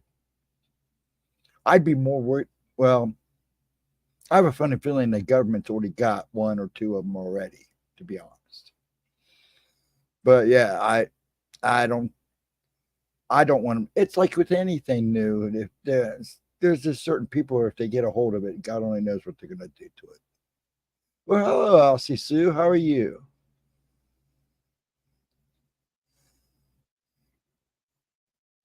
Yeah, go back and watch replay. We're just playing her old videos, her past. Right now, we're about 2 years old. I am getting ready to show another one. Listen Encounters 9. But yeah, I'm glad you stopped in, Aussie. Thank you for stopping in. Appreciate it. But yeah, you just missed the first video. I'm going to play another one. A lot of times, sometimes 7, 8 streams don't end until like 3 or 4 o'clock in the morning here. So probably about 3. I got to get up and make beef stew all day so I can get it really going good so it's good and tender by din time.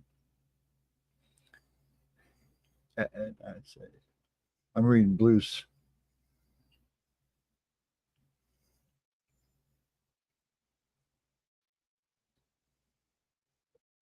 Oh, well, there you go. Papa Lalaga. Hello. I can never say Legba. Isn't that kind of like a Louisiana thing too, isn't it? Well, it's voodoo, so.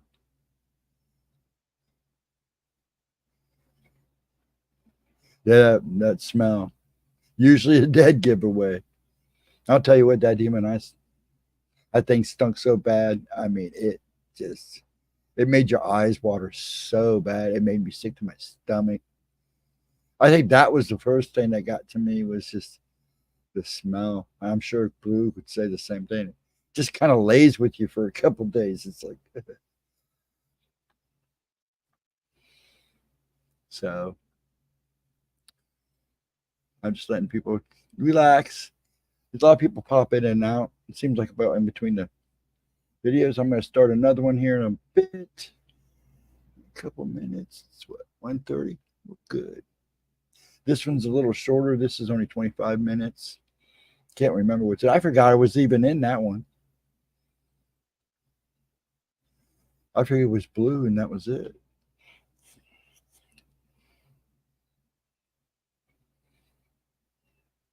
Yeah, once you smell it, you don't forget it. No, you don't. You don't.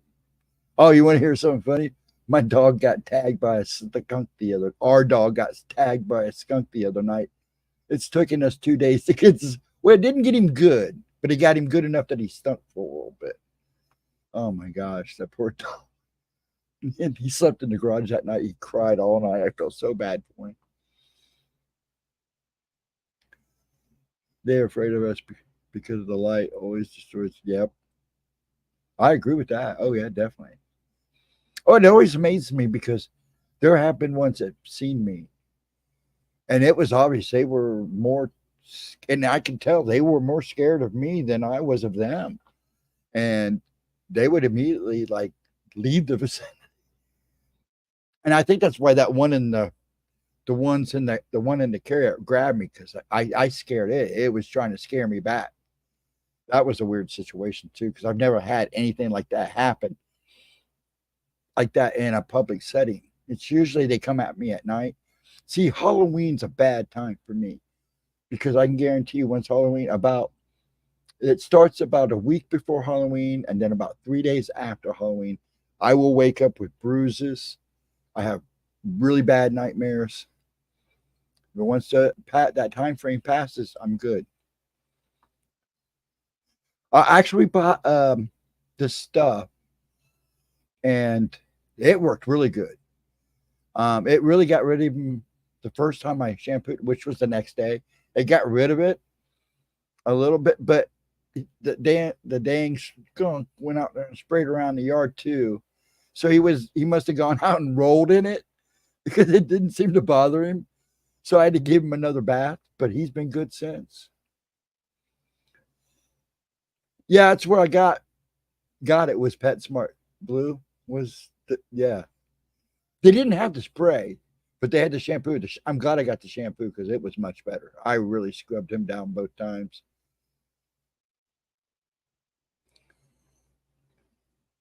This one was a red and white bottle. I'll tell you what, it worked great.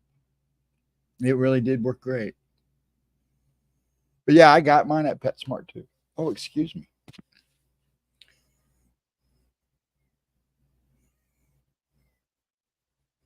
Ooh, that sounds good. My dad would like that. He likes my son sounds like he'd probably like that too. Got tomato juice in my beer. Oh, bummer. Welcome back, AK. You don't get tomato juice in your beer. That's kind of gross.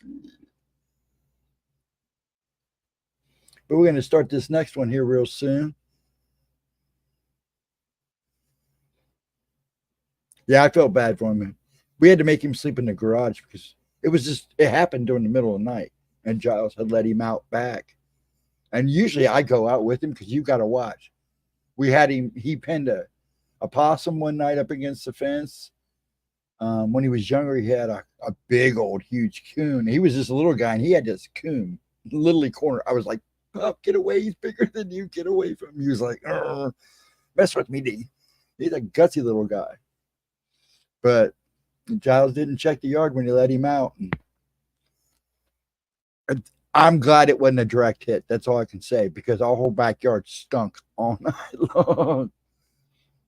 And this window I'm facing here literally faces the backyard. You could shut it and you could still smell it. Well, let's start this next one. And I appreciate everybody that's hanging around. Let me get it set up here. It just amazes me how things change over years. Okay, let me get this back on full. And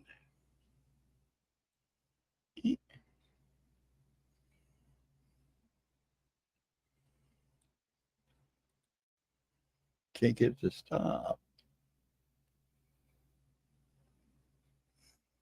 Porcupines? Oh, I bet. Okay, I think we're ready to do this now.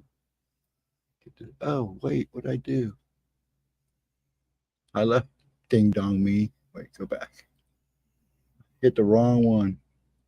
That's real goofy of me. Now I got to go all the way back. I wasn't even in chat anymore. Okay, much better. Do that. Pull the right screen up. Ding dong. Okay. Dang it, Steven. Stop. Okay, there we go. Let's see. Right here. Okay, get to share it here now. Share. Ever tried beer and Pepsi? The foam is great. Oh, interesting. I never heard of that. Beer and Pepsi. Is that like Laverne's? What was it? Milk and Dr. Pepper? Whatever she put together there. Laverne and Shirley. Okay. Screen encounters. Share. There we go. Drop that down. I'm back in chat. All right. Here we go. You guys ready? Being summoned by the moose, so I'm listening. I add spicy tomato sauce to Miller Lite. There you go. I guess everything. My favorite is Dr. Pepper and Captain Morgan. Ooh, that actually sounds pretty good. But I'm a Mr. Pibb guy.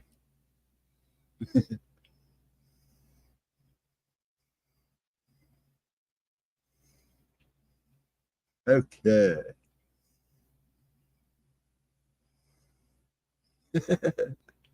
Okay, let's do this. All right. Did it again. You ding dong. What's up, you guys? Welcome back to my channel. And if you're new here, just welcome. My name is Gemma Jade, but today we are jumping right into Listener Encounters Volume 9. Yay! I want to thank everyone who has contributed, who has sent in your encounters. I use all of them in my videos. I don't think I've ever actually said like, no, I'm not going to use this one. So I'm going to just jump right in. Let's get right to the point. I am so excited about this series. I am so incredibly blown away by all of your kindness and your willingness to write and share this part of yourself with not just me, but the community here, with other subscribers and friends, and part of the Gempire or Stemma family. And thank you, really, from the bottom of my heart. Also, a lot of you have been asking me about my series that I wanted to do on my own personal encounters. Don't worry, it is coming. As you guys know, I have a really tight schedule. that I'm trying to, free up some time for that. But it is coming, and I do have a lot of interesting stuff. So, like I said, let's jump right in. This encounter is from our friend Eric. Thank you for all you do. August 2010, Cabot, Arkansas. Our property is about 6 miles from the Little Rock Air Force Base. I was at my neighbor's house playing Xbox with a couple of mutual friends. At around midnight, we decided to call it a night. We walked them to their car, and they left. My neighbor and I were standing in his driveway smoking before I walked back home. There were no lights on in the house, no lights on the outside of the house. It was pitch black outside. All of a sudden, a light caught my eye. My first thought was spotlight, but it was moving. It came across the back of the large field behind the house super fast, leaving a trail of light behind it. It stopped above my house and in between the house and the large pecan tree that's in between our houses, meaning, I guess, his house and the neighbor's house who he was outside smoking with. It then broadcast its lights in all directions, lighting up the area bright as day. It baked everything in white light. I could see every branch on the tree as if it wrapped light around every branch. There were no shadows.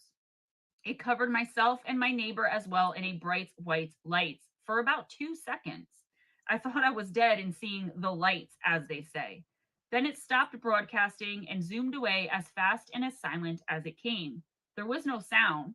It was just a ball of light about a meter in diameter. A few minutes later, the sky was full of C 130s from the airbase flying fast and low, trying to track it. It changed my life forever. We both still talk about it to this day. Thank you for your time, Eric. Definitely some UFO, some unidentified flying object phenomenon. We were talking a little bit last night in the stream about what does Steve and I think about the United States military finally admitting that UFOs exist. And the one thing that I didn't consider is, yeah, they admitted that unidentified flying objects exist. Not aliens, right? Or to the best of my knowledge. If I'm wrong, correct me in the comments. Eric, thank you so much for sharing that. Yes, I can see how that could be extremely scary. I've had a similar experience, which I will talk about eventually when I become brave enough to share my extraterrestrial stories. But thank you so much for sharing that part of yourself with me and with the community. Definitely appreciate you. And if you have anything else, send it along. Our next one is from our friend Blue Crossroads, and he's been sending in so many really wonderful and detailed encounter stories. I believe he was in the past two. I featured him, and everything he's been sending, just like all of you guys, the information just fascinates me because I know that it's true, and I know that things are happening all around the world like this. But he sent this to me, Mr. Blue Crossroads, like kind of for me to go back and forth in a conversation because of something I had been talking about in a stream a few weeks ago. I wanted to share it with you guys though. He said it was okay. He wasn't sure if it was spooky enough. It doesn't have to be about spooky. It's anything, strange. And I think this would be good even for a topic of discussion. So I'm going to share it. Hey, Gemma. Hope all is going well. The other day during one of your broadcasts, you briefly mentioned spirit guides and spirit animals while talking about the paranormal. It caught my attention because another friend of mine had mentioned it in a conversation a few days prior, talking about their spirit animal being a white wolf. I was asked if I knew about spirit animals and what mine was during this conversation. I mentioned that I was aware of such a thing, but was not really well versed in the subject, other than I did know what my spirit animal was, mainly because of an encounter I had had back in my 20s when I had a run in with an actual Indian shaman who told me all about it. A few in the group asked me to message them what had happened, so I sent them what I could remember of the meeting. Since you seem to be into this spirit animal thing and into doing readings, I thought I would send it to you as well. It's semi spooky and interesting. It's called Spirit Animal. I know I've mentioned this before, so just a quick recap about my brother. My brother, who is the eldest of three siblings, for as long as I can remember, was involved in many things paranormal. Back in the 70s and 80s, way before the internet, he mastered the reading of tarot cards as well as practiced in many psychic disciplines and was quite knowledgeable in many aspects of the paranormal realm. He did all of this from studying books on such subject matters and from apprenticeship of others in these fields. Sorry, guys, my lisp sometimes catches me up. He married a big time psychic whose gift was to take an object and tell you many things, both known and hidden, about the person who had possessed the object. Clairsentience. She could also use it to see future events. They, along with many other friends and fellow paranormal journeyers, formed a club of sorts. They would all meet at my brother's once or twice a week and ponder things, test some theories, and just hang out and socialize. I was still working back then as a patrol officer and lived in an apartment complex just down the street from my brother. So many times I would be over and hanging out with them, mainly stopping by because they would always have a spread of food and I did enjoy their company. A lot of times I would be the grounding rod in their conversations and experimentations, bringing the logic and scientific theories to their paranormal endeavors. But I did enjoy it and learned a lot from them all. On one of these types of occasions, one of them had a friend who was an Apache shaman from out west who came in to visit, and one of his specialties was to see the spirit animal in a person and, of course, communicate with spirits. I'm racking my brain to recall his name, but so far I can't remember. Getting old sucks. Tell me about it. I was working the night he was supposed to be there, so I did not plan on attending, nor did I tell anyone that I would be stopping by. I was working the 3 p.m. to 11 p.m. shift, which would put me back at my apartment at around 11:30. So, as I was passing by my brother's house on the way home, I saw that the group were all still there, which was pretty late for them. So, I stopped by mainly to get a snack and say hello. The following is what happened that night at the house prior to my arriving, as told to me by my brother and his wife. So, this is before Blue Crossroads got there. Most of the group were there that night, as all of them were really interested in meeting and listening to the shaman. After dinner, they all sat around and listened to stories of the shaman's life and his ability to communicate with spirits and see people's spirit animals and guides. But at one point, the shaman stopped in the middle of one of his stories and said that many spirits that were there keep bothering him about the eagle. They want to know if the eagle is going to come. They keep asking his spirit guide if the eagle will be here because they really like the eagle. One of the members of my brother's group is a man named Steve W. He's a big man with a wonderful, friendly attitude like a big teddy bear and is a Harley riding biker. Hence, my brother thought he was the eagle. So my brother told the shaman that this must be Steve and he was out of town and wouldn't be joining them. So the shaman continued on with his talk and then started one on ones with people wanting to know what their spirit animal is and the meanings behind the various animals, as well as some spirit communications. That's what was taking so much time. Then my brother told me that while he was talking to one of the group, a woman named Margaret, he suddenly stopped, zoned out for a few seconds, then said, quote, "The spirits are happy because they say the eagle is here," end of quote. That's when the back door popped open and I walked into the house. My brother said, "Wow, I thought he was talking about Steve." Okay, now back to me. I walked into the kitchen where the lights were on, and everyone who was in the living room were all silent and staring at me like I had surprised them. I had no idea that they were all stunned because apparently the spirits had just announced my unexpected arrival. They had the lights out in the living room, but had many candles burning, and I could see them all just staring at me like they were amazed or something. They're used to seeing me in uniform, so I figured it was either the late hour or I broke some concentration of some psychic experiment they were doing. So I just said, "The cops are here," and began raiding the covered dishes. There was a quick intro. I said hi and to please continue while I stayed in the kitchen to feed my face. A short time later, they took a break and the shaman, still can't remember his name, came into the kitchen where I was sitting and we started talking. I remember him being quiet for a few seconds, like he was listening to something. Then he looked at me and said, "They were wondering and hoping you would stop by. I'm so happy that you did. I've heard a lot about you tonight, and they seem to really like you a lot." I told him, "Yeah, I like my brother's friends as well, but I'm not really a card carrying member of their group. And out of all of them, I tend to be the most grounded one, meaning I don't always subscribe to their mumbo jumbo." Then he floored me. He said, "I wasn't referring to them. I was talking about the spirits that are attached to them and to you. They really like you." What the So I thought, okay. I said, "Well, that's nice and all, but to some degree, I'm the one who is not sure I believe in everything they believe in," meaning my brother's group. The shaman then let the other shoe drop. He said, "It's okay, young eagle. You don't have to believe in spirits for them to believe in you. I've been told by the spirits that you already have your suspicions, and soon you will know for sure." Again, what the So then I'm brought up to speed of everything that had transpired prior to my arrival. The shaman tells me that I am the eagle, that I soar high in the ethereal planes and therefore can see all and can be seen by all in each plane, which makes me a conduit of some sort to connect the different planes together. There was some more stuff also about how it explains my ethics, sense of duty, the way I conduct affairs, etc., etc. I can't recall much of the rest. I was going to say that, but I was waiting to the end. But since you brought it up, That says a lot about why you're so grounded and skeptical in matters like this, why you're willing to listen and consider these things, but you're not going to fall for mumbo jumbo. That actually does make a lot of sense, and that's totally true. Not that you needed me to tell you that. I'm just saying. It explains too how at times I can see and sense things others can't, and also sometimes I'm able to see and sense things that others also see, but that most people can't. Anyway, that's my spirit animal encounter for what it's worth, which to me is strange because I dream a lot of walking around and hanging out with a tiger, although I do occasionally dream of flying high in clouds and above the earth. I never see myself, it's always first person, and I can hear and feel wind on me. So who the hell knows? Yeah, you're probably astrally projecting. Just saying. And maybe wifey girl is a tiger. Who knows? Thanks so much for sending that in. It might not be scary, but it is spooky and creepy, and in the best way possible, of course, don't get me wrong. And it's worth, discussing, especially since the readings, especially that we do on Wednesday nights here, and people wanting to know about spirit guides and ancestors and all those kinds of things, spirit animals, right? So thank you so much, Blue Crossroads. I appreciate you. Please keep sending them in. Our next encounter comes from our friend Dragons W. And again, let's just jump right in.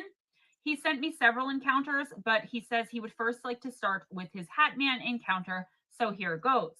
Hello, little lady. I'd first like to start with Hatman. Before what happened in the graveyard when I was 12, which we talked about in Listener Encounters Volume 8, when Dragons was visited in a cemetery pretty much by the Holy Spirit and his hair had turned white. If you missed it, I'll put it up here, whichever side that's on, and you guys can go and check that out. I had seen shadow entities, ghosts, and really weird kids and sometimes adults. It's hard to explain those. I was too young, so it's just like bits and pieces. So to say at times I'd be a little on edge trying to make sense of what was happening, and I'd be scared too. When I tried to tell my parents or other adults, it was always the same. You're a kid with a strange imagination. LOL. Still happens today. All right, now on to the Hat Man. When I was 9, during the first week of school, I was heading to class, which was upstairs in a 2-story schoolhouse. As I was walking up the stairs, a teacher passed me. It was the teacher in the classroom next to the one I was in. When he passed me, it got really cold and chills started up my spine. That's when I looked up just as the teacher reached the top step, and I saw this big black shadow right behind him. Watching in confusion, the teacher turned and headed down the hall. The shadow followed right behind him. I couldn't understand how his shadow was floating like that behind him. While watching, I walked right into the wall at the top of the stairs. Almost knocked myself silly. As my teacher stood at the classroom door, which was right at the top of the stairs and a little to the right, I heard her say, "Stephen, are you okay?" as she helped me up. "Yes," I replied. Then I looked at her and said, "Did you see that? His shadow was floating behind him." I could feel my voice shake all the way down to my belly. My teacher looked at me with a kind of blank stare and calmingly said, "What?" Then she paused. "You must have hit your head hard. Do you want an ice pack?" "Nah, I'm good." And I just went on with my day. The next few weeks, I would see it following him and just stayed silent about it. That went on for a few months, and then it happened. The last day of school before spring break, I was standing inside my classroom looking out of the door when the teacher with the shadow passed by. And as always, the shadow was right behind him. As the shadow got right in front of the opened door, it stopped. It turned and started to change from a tall black mass into a figure of a what looked like a very tall person. Then I noticed it was wearing a hat with a wide brim. My body started shaking and a great fear started to creep into me. Looking at this hat man made me start taking steps backwards. As I watched, it started to tip its hat at me. I froze, just froze. Then this big creepy smile started to show in the blackness under its hat. Just the damn smile. No eyes, just that smile. Then it turned and went past the door. All I could remember after that was my teacher kneeling in front of me and saying, "Stephen, Stephen, it's okay. What's wrong? Why are you curled up in the corner? What happened? Why are you crying?" I tried to tell her, but I just couldn't. All I could do was just sit there and shake and cry. Next thing I know, my dad was there telling me it's okay. Let's go home. I tried to tell him what I saw, but all he would say, "You don't sleep. You rock in your bed all night, every night since you were a baby. You're tired and you're just seeing things. You're going home and going straight to bed. And over spring break, you're resting." And that's pretty much what happened over break. When I returned from break and for the rest of the school year, I kept seeing it, but not as much. But then again, I did my best not to look at that teacher and avoided him as much as I possibly could. When I returned the next year, I had asked my last teacher if Mr. So and so had moved or changed schools since I hadn't seen him. That's when my new teacher walked up and looked at Mrs. So and they looked at me and said, "Sorry to tell you, but he passed over the summer from a heart attack." They both looked so sad and troubled, like there was more to it than that, but they weren't going to tell me. I remember that very clearly. After that, I told the teachers that I would pray for his family, and I wiped a tear away, thinking it was the Hat Man that did it. Should I have warned him? Would he have believed me? As I walked away, I stayed pretty much to myself that year and just hung out with my bud Dan. I still wonder today if it was the Hat Man, but deep in my soul, I know it was. And maybe I could have warned him better and not been so afraid of it or what the teacher might have said if I were telling him about this. At least I would have tried. I could have tried and still saddened that I didn't. It does kind of haunt me. So only if my gut tells me to say something, I do my best to do so. But for the most part, now that I've been told a few things, I just try to watch and observe. Dragons, I totally understand that as well. You and I have a lot in common. I'm sorry that happened to you, but I think when it comes to something like this, there's really not much you could have done. And plus, especially being 9 years old, like nobody's going to believe you. Especially back then. Like today, it might be a little more acceptable for a young kid to believe in something like this or be saying something like this a little bit more. But back then, I think you're around my age, maybe a little older. And I don't think back then in like the 80s and 90s, anyone would have paid attention to you. They might have even tried to have you committed, honestly. But thank you so much for sharing that with us. And I see you have a BEK story here. So our next and final encounter is from DragonsW, and I'm going to finish this video off with the BEK, my favorite phenomenon to discuss, besides the Glimmer Man, I think. The BEK. First, the black-eyed kids I see are not the ones you hear of. The BEKs I see are always in the hospitals that I've spent time in.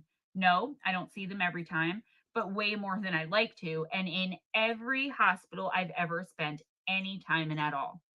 There's one BEK boy I see in all of these hospitals, sometimes with another one, sometimes it's a girl with him or a younger boy. The first time I saw him was when I was 22 years old. I had gotten a flu shot and my body rejected it, making me very, very sick. Thus, friends of mine had to rush me to the emergency room. I was stuck in the hospital for about a week and a half. About the third day, I was feeling a little bit better, and according to my medical records, the nurses knew that letting me get up and move was a really good thing. So that afternoon, one of the nurses let me get out of bed to move around. I was standing in the doorway holding onto my IV pole, looking up and down the hallway out of boredom. I hate hospital TV, so I never turned it on. Anyways, as I turned to go back to my room, out of the corner of my eye, I saw a kid. So I turned to look because something just didn't seem right with him. As I looked down the hall, the boy was standing in front of a doorway about 10 feet away from me. He was wearing blue jean bib overalls and a red and white striped t shirt and looked to be between the ages of 10 and 12 years old. I laughed to myself, thinking, it's Dennis the Menace. As I watched him, I noticed he was passing right in front of the doorway, like waiting for something. His head was down, so at first I couldn't see his face. Then a nurse walked by him and went into the room he was in front of.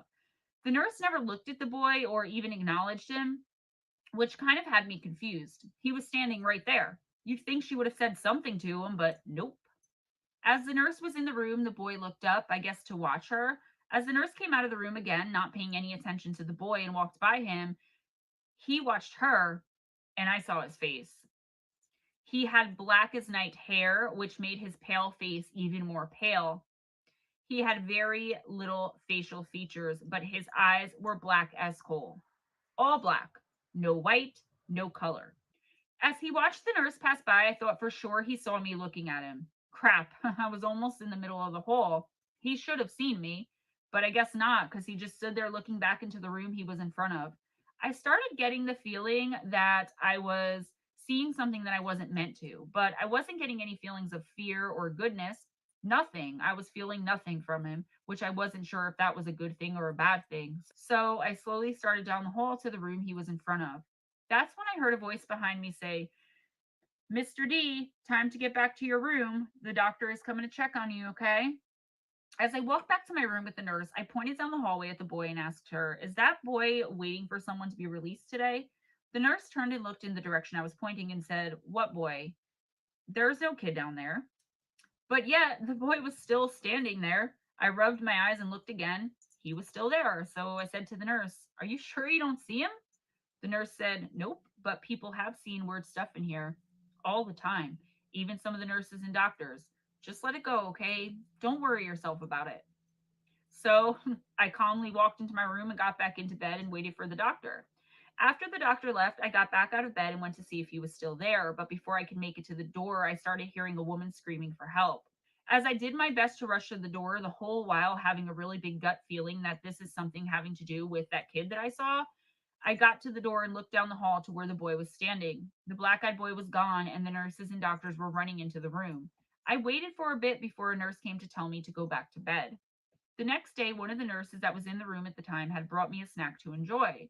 As she was checking the IV and stuff, I asked her what had happened down there the other day, and she said, "Shh, I'll tell you, but remember that I can get in trouble, okay? So don't say anything." There was a man in that room who, like you, was very sick. His wife said he woke up all freaking out, saying that the kid wouldn't let him leave, and his wife kept asking what kid. Next thing she knew, he started grabbing his chest, and that's when we started filing into the room. That's all I know. Weird, huh? The nurse said the man is alive and doing very well and has been moved to ICU for now. I have a very strong feeling that the man will never be the same again if he was seeing what I was seeing. I hope he's well now, if he's still with us on this planet.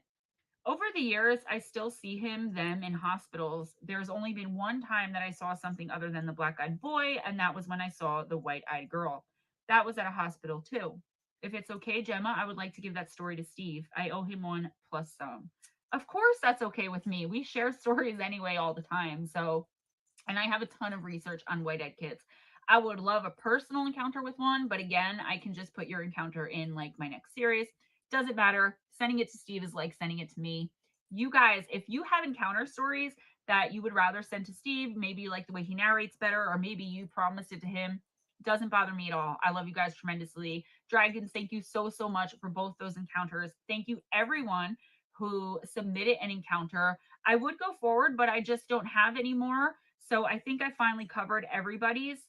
So until you guys send in some more encounter stories, this is volume 9. This is what I've got. If you have any encounters or experiences with supernatural and or paranormal that you would like to make a part of this series, please email them to me at GemmaJadeParanormal@gmail.com. If you enjoyed this video, please give it a big thumbs up. Give it a big thumbs up for everybody who submitted and shared their encounters. Sometimes that's not an easy thing to do.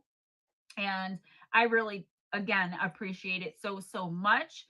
Spread the love by sharing this video. Subscribe if you haven't already. And do me a favor, check out the description box for links to the 3 live streams. Campfire Stories, Friday nights on Missing Persons and Mysteries from 7 to 8. It's me and Steve Stockton and the panel. It's a fun time. I can't even explain it other than stemma, right? Sunday nights, Fireside Chat from 7 to 8 or 9 p.m. Eastern Time. And that is a show about nothing. Things, stuff, things, stemma. But we may have something different coming in for Fireside Chat in the coming weeks. It's pretty exciting, but I will let you guys know as we move forward on that. And on Wednesday nights, right here on Gemma Jade, the 1-card oracle readings for anyone who is in chat who wants one. We start at around 7:15 p.m. Eastern Time and go to 10:11 p.m. Eastern Time whenever we are finished. And that is also me and Steve Stockton, stemma. Also, donation links for Patreon and PayPal and my Amazon link that a lot of you have been asking for. So thank you guys so much. Be kind. It doesn't cost anything. Be kind to each other, but also to yourselves. Always go in grace. Smile at a stranger. Have your best day. Have your best night. And I will see you next time. Bye-bye.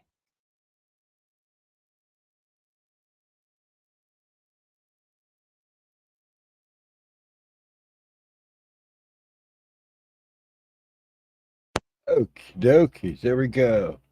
And then next week will be 10 and 11. You know, I had actually thought about still doing the midnight stream on Friday nights. Do Wednesday and still do Friday nights too. We'll have to wait and see. That's a lot streaming with her. Then she wears me out too. She was tired last Friday. But I thought about it. Let me get you guys back up here. I like having the YouTube up too. There we go. And we're rocking. But yeah, I like Blue Story because it's always amazing when you go into a situation like that. You know, people seem to know you before you get there, especially when it comes to. So I really don't know what my spirit animal is. I've never seeked it out.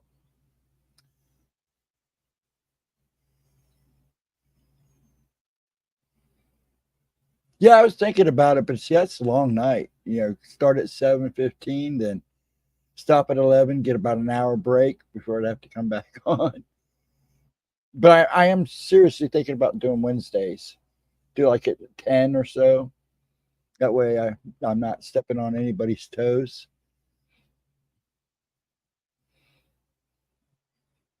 I think what I'm gonna do is I have been working on an idea about doing a video. All the one that where the story the encounter where my hair turns white. I wish it stayed white. I kind of miss it. Every so often it comes in. Now it's just peppered because of my age. But anyways, I was thinking about actually doing a walkthrough because the cemetery. I'm right back by that cemetery again. So I was thinking about doing a video of me just doing like a walkthrough of how things went down.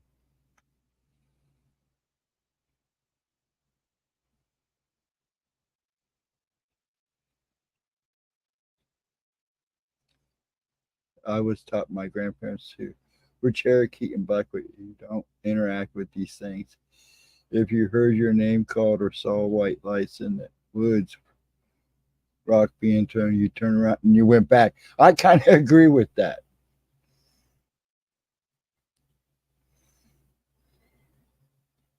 This thing though, these black-eyed kid that I see, and it's always the same one. Now, like I said, it sometimes there's a boy or a girl with him, and there's been times where there's both boy and a girl with him, but they're always younger. But like I said, not too long ago, what about a month or so ago, I literally followed him for 20 minutes in a hospital, trying to get a picture of him and see if I can get him on camera.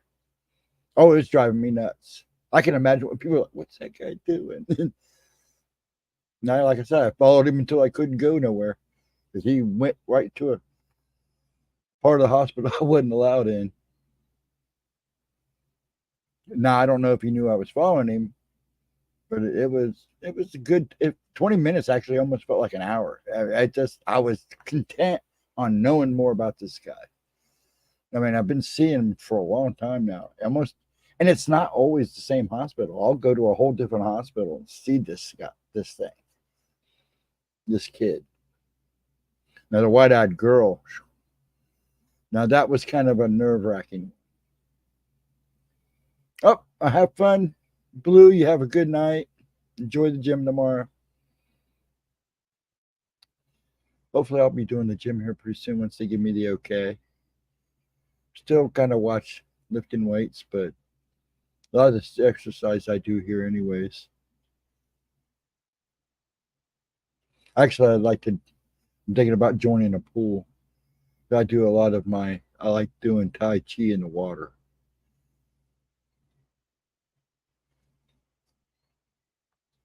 You have a good one, Blue. Have a good Sunday. Yeah, hang tough. Stay steady. Stay strong.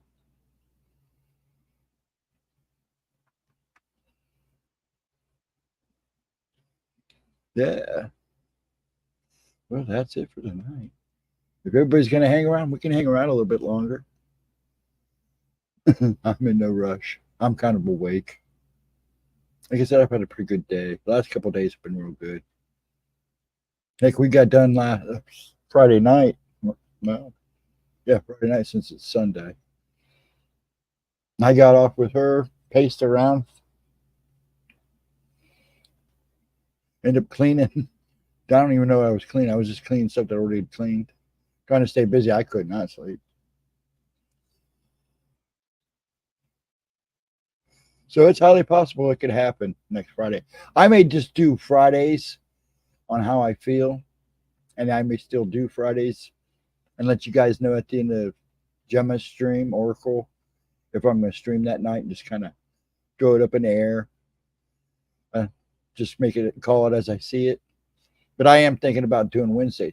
And if you guys want me to do a Wednesdays, I guess I can't do a midnight, but I could do like a 10 to 11, 9 to 11. As long as, like I said, I don't want to step in anybody's feet. I know a lot of people stream during the day now, but there are a few that stream at night, and I don't want to step on their toes. There are a lot of good people out there doing a lot of good things. So, yeah, I'm going to see how I feel. I think that's what I'll do. It's just let you guys know at the end of the stream, hey, I'm going to be on at midnight, and maybe throw like a last minute thumbnail out so people know. But I probably would make a decision to the end of the show and to the end of her stream, because I do have to play it by ear. Because there's some nights, like I said, when I'm done with her, I'm tired. That poor woman. I know there are nights she gets off and she's just pooped. But a lot of my thing is just from staring at the screen trying to watch everybody's names. My eyeballs are a little fried out. I was surprised I kept up as good as I did last Friday night. I was shocked. Yeah, I know they are. That's why I said I would do it midnight, but it's so hard to do it during the week because popping everything going on. Now that we have to start getting ready for winter, which is pretty easy because I'm pretty much there already. I'm thinking about painting the front of the house. Well, now that it's getting cooler, needs a paint job, so I think I'm going to paint it. Thought it's just trim. I like to somehow be able to swing, getting him some new aluminum siding or some new siding because his siding on this house it's got to go. He's got a new roof. We got him a new roof and got him gutters. And because of the fire, he got a lot of other good stuff that got fixed. So that was a good plus.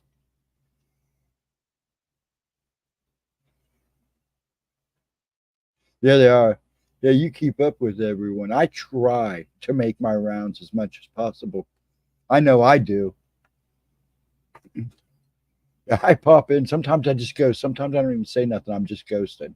I'm in the background watching. Watch a lot of replays. It all depends how busy my day is. I know Pixie's all over the place. Blue's pretty good about getting around.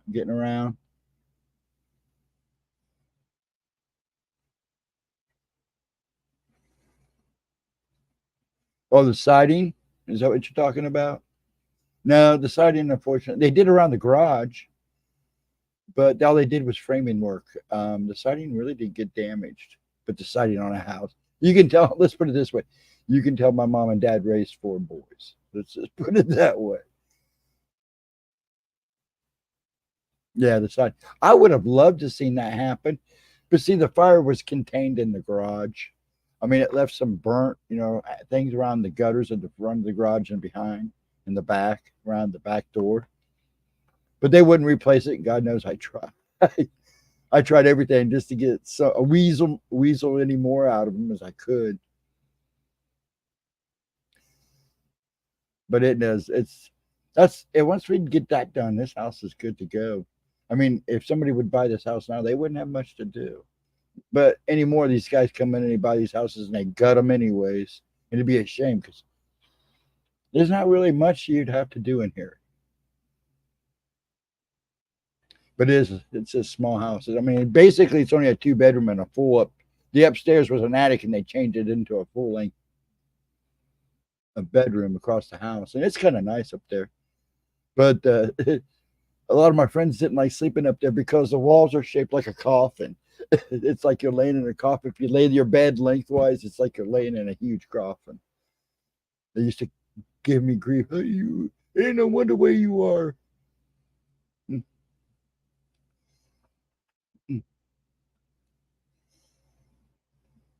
Yeah, it's a shame. I tried to weasel so much out of these guys, but they also screwed us with a lot of broken stuff when they brought stuff back and stuff not now. And I'm still fighting with them because they are supposed. We had to have the furnace and the air conditioner replaced, and they won't replace the air conditioner, but we are trying to get them to replace the furnace because that was actually running the whole time, and it took a little bit of a toll on it. But then again, it was 24 years old. I'm surprised. I mean, the guy was shocked that it lasted that long. I said, "Well, it's been running good." It just finally bit the dust because they had the house all gutted and open, and that air just ran constantly because it was during the winter. The heater ran constantly because you have to keep the heat on to keep the pipes from freezing. And it did take a toll on that old thing. But he was due for one anyway, so I'm glad he got it.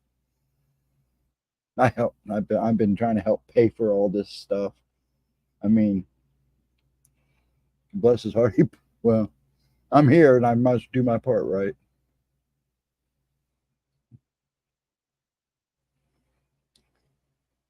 We still got 7 people watching. Usually, most people book right after. Well, quite a few did book after the video, which is fine. That's why I do it. And it gets people to go back and look at some of our older stuff too, which I like. I noticed some of the views on some of our other stuff has started going up again, which is awesome. Yeah, because usually when I discover somebody, I literally take about when I'm up at night, I usually go back and binge watch all their stuff.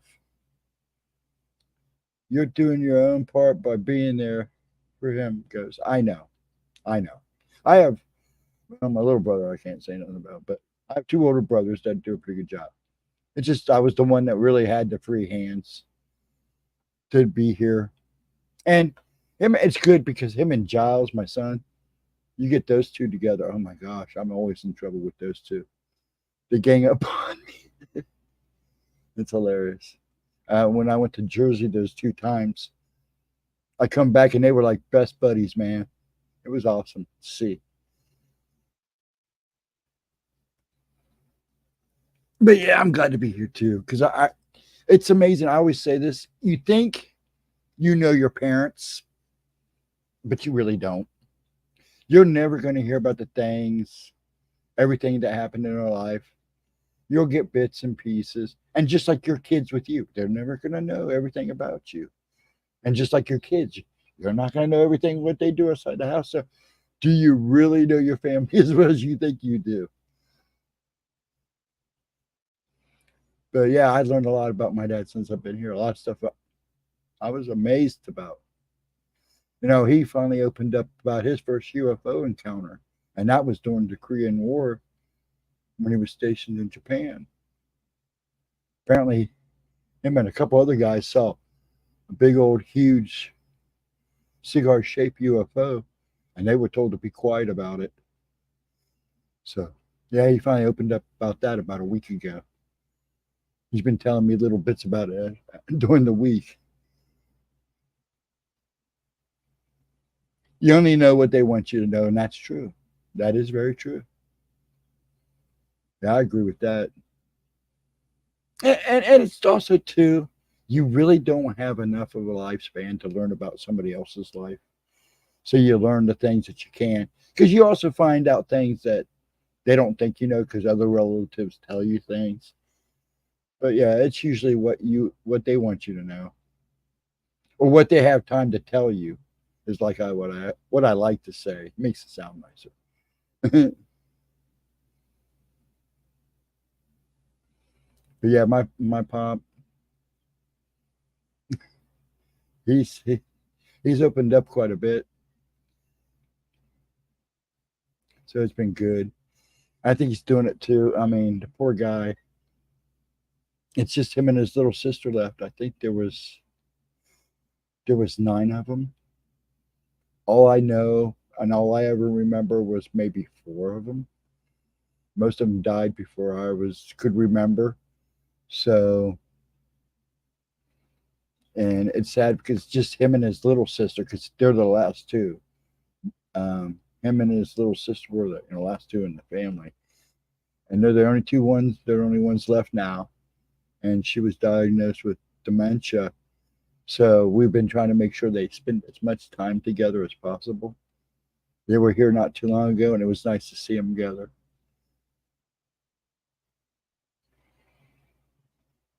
Oh yeah, there's a. I'm opened up to Dad about some of the stuff that he didn't know about. No, he didn't know I was involved with martial arts. He didn't know because I kept all that quiet. I paid for everything. I worked, paid for everything myself. Um, he didn't know about a lot of things I did.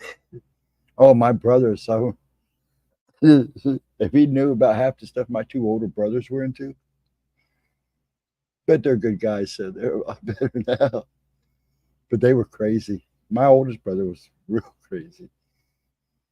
And then my little brother, they knew about everything with him because he was always in trouble. Good night, Miss Pixie. You have a good and wonderful evening. Have a good Sunday. Sleep well.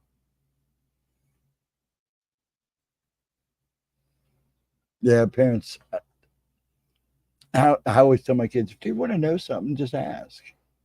But I'm not going to tell you everything.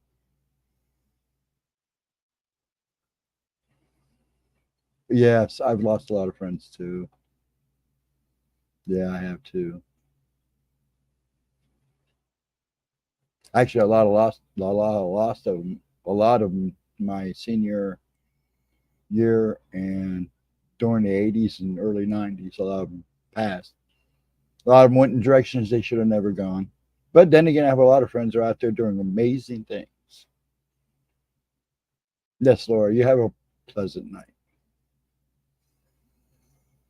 Yeah, and you get to that age, it's like my dad. I feel bad. I mean, but it's great because he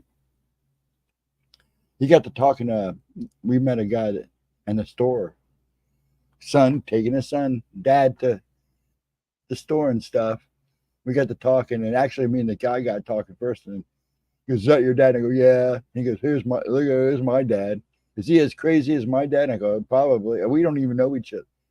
And then they got him and his dad got to talking. And his dad was 95 years old. And man, you talk about two old men going out. They were just chatting up a storm. It was like watching two kids meet for the first time and didn't have somebody to communicate with. They must have stood there for an hour just chatting. It was nice to see.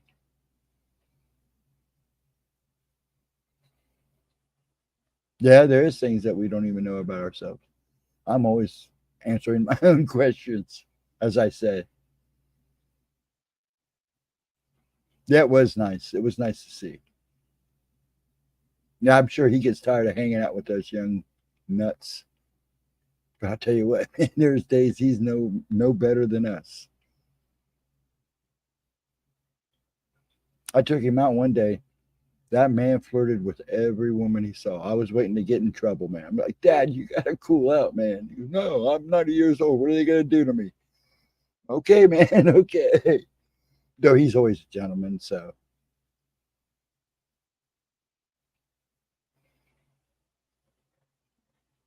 it cracks me up though. But that's the thing about getting old. You get to the point where you just don't care. People just go, oh, he's just old and crazy. Let him go. Let him enjoy his last minutes.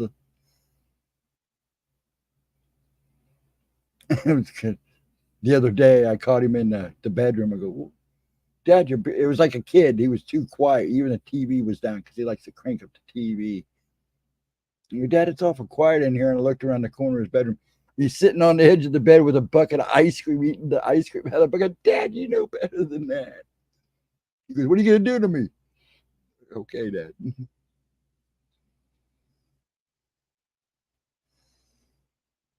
Now, see, I'm getting him to the point now where he's starting to understand what I see. Now that I think that's why he's kind of opened up about some of see, like I said, I don't, he grew up in the hills of Chillicothe, around Mount Airy and stuff. And I told him, I'm surprised you never seen a grass man, Bigfoot. Because, man, we played in those hills every day. We were always out there for some reason along those mountains. I go, well, big chance is he saw you before you saw him because you probably never even thought to look for him. But he's had some crazy accounts. with strange stuff. Mm, as he was growing up, but he always blew them off. But he does talk about the UFO. He is starting to talk about the UFO stuff that he's seen. I think that's why he's such an ancient alien theorist. That's why he is. Like I said, the first thing out of all of his boys, I don't know why he did. Well, I know why, but when I got old enough, it was actually about the time the cemetery art where my hair turned white. He handed that birthday. He gave me a Bible and the book Chariot of the Gods, and he told me to read those two and tell him what I thought.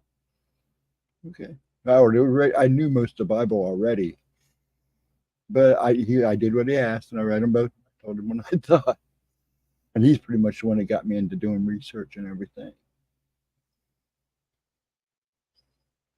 Now I'm just babbling. And we still got 9 people here. Well, welcome 9 people. Glad to have you. If you've got something to say, please say it. Love to hear what you got to say. We're talking about anything and everything.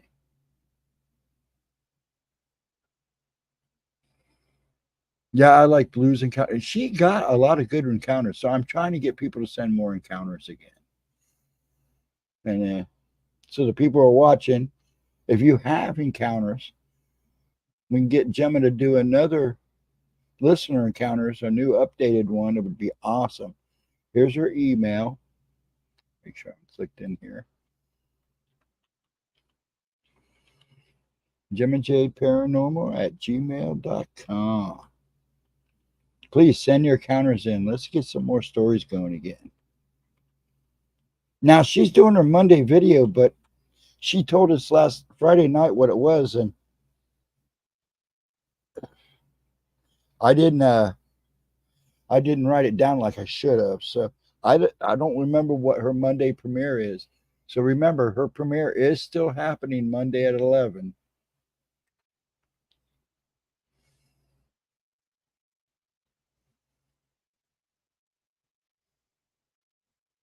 And then I think what we'll do this week. See, I know her premiere is 11 Monday at 11 a.m. Eastern time. I think we're streaming this Tuesday, or it might be the next Tuesday. So I can't give you a definite answer on that one. And then I'll stream Wednesday night maybe to send. I'm going to check around and see who's streaming, who's not streaming. I don't know how to send an email. Oh, come on. Well, I'll tell you what. If it's a good encounter, you want to put it in and you really don't know how to send one, put it in the comments. Write it in the comments, and I'll copy and paste it and send it to her. I'm pretty much her secretary anyways. I call her boss, so which I don't mind. You're being so silly. But then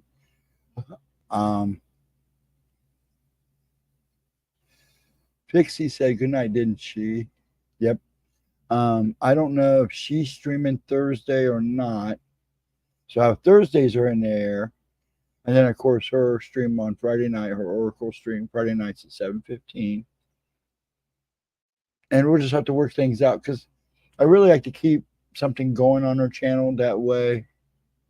And she's doing shorts now. She's getting better at this. So I just told her, just go with the flow with them. And her card reading shorts are doing pretty good from what I can tell. So. And then I found out kind of why we were getting why I was getting demonetized, and that's because I kept talking about Rumble. So that's why I haven't brought it up.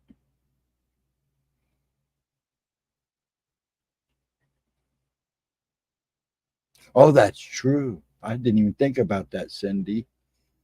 Yeah, because you get there typing too much, it cuts you off. I know it does in chat. Does it do it in the comments too? I know in chat you only get 200. Well, actually, you only get 200 letters.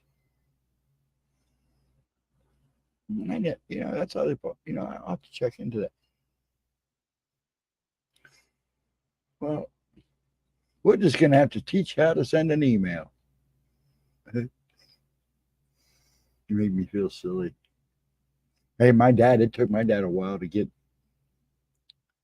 and then he finally just said, "Screw it, I ain't getting no computer." So I got him a tablet. He plays with it every so often.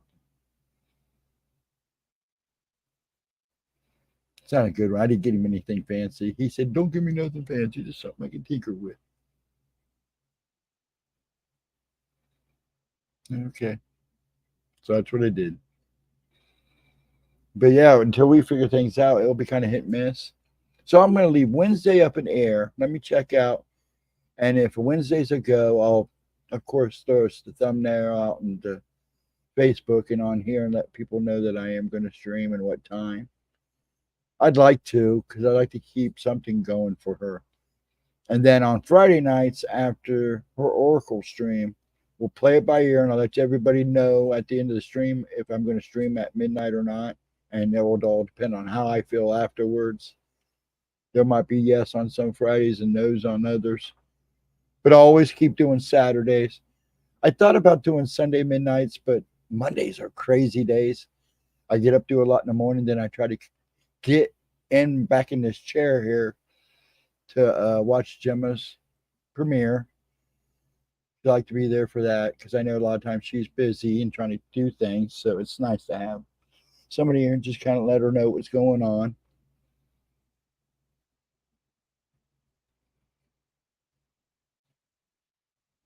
I'm never sure. Yeah, comments are weird. There was a while, if you watch, sometimes you'll write a comment out and then you'll go back and it'll be gone.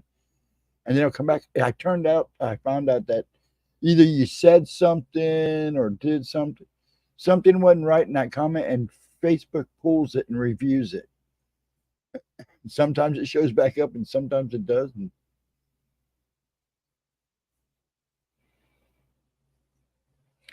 Well, I'm glad, Cindy, you're like hanging around here. I'd really appreciate that.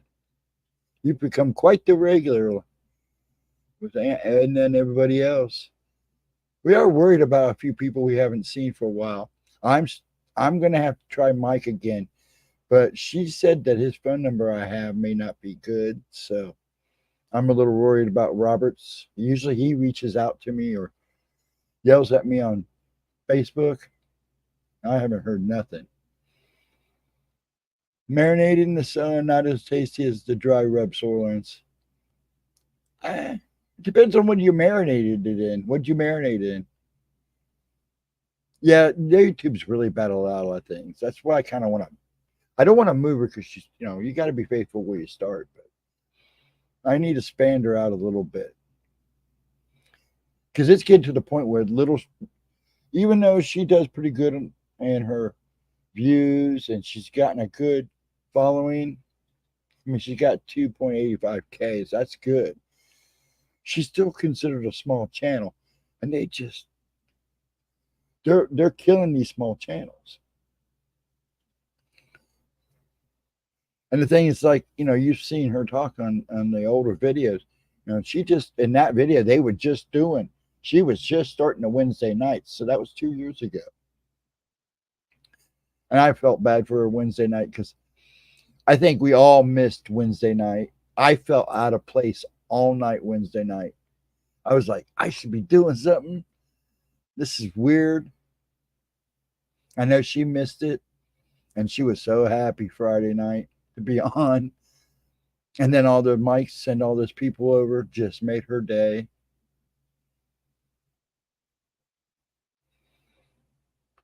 She was worried about Friday nights. I told her, I have a friend she's going to do real good on Friday nights. Her views will go up on Friday nights.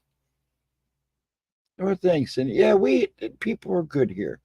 Like I had been with Cindy for a long time. Actually, I've been with her since I think it would be actually her second video. I know it was one of the first two, and I've been with her ever since, kind of watching her grow and follow. It wasn't because of what she looked like. I just liked the fact that she was trying to help addicts out at the time. And I thought that was pretty amazing that somebody was actually on YouTube trying to help other people get information about taking care of addiction, and that really impressed me. So, I'd make sure I'd go and watch. I didn't leave comments because I wasn't an addict, so I didn't feel comfortable. Oh, steakhouse marinade. Okay, the fat crisped up and it was chewy. Yeah, the dry rubs do melt in their mouth a little better. But yeah, and I just been following her ever since. So, and it's hard on these channels. And these and YouTube's getting and just wait. Once the election season starts, you think censorship's bad now? It's going to get worse again. So enjoy your chats. Enjoy being able to do what you and I'll say I've been in a lot of chats, but the paranormal chats, Bigfoot chats, UFO chats, and most part are great chats to go into. Everybody's usually really good, really friendly. They make you feel welcome. There's only been a few chats that I've gone into and felt like, well, this was like fun, and end up leaving. Oh, that's how you found Mike. Yeah, see, right now live is the way to go. Problem is, a lot of people go live, so you're fighting. You're playing bouncy bounce to see who's got the better show or what's going on or what would pique your interest that night. Yeah, I like Mike. I like Mikey. He likes Life Cereal. I don't know if he does. I just remember the commercial.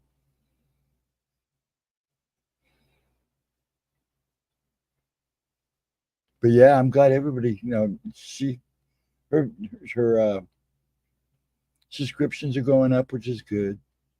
See, if I do my own channel, I don't worry. I'm not going to worry about. So I'm not. I wouldn't be in it for the money because I'm not a money guy. The only reason I deal with money is because I have to.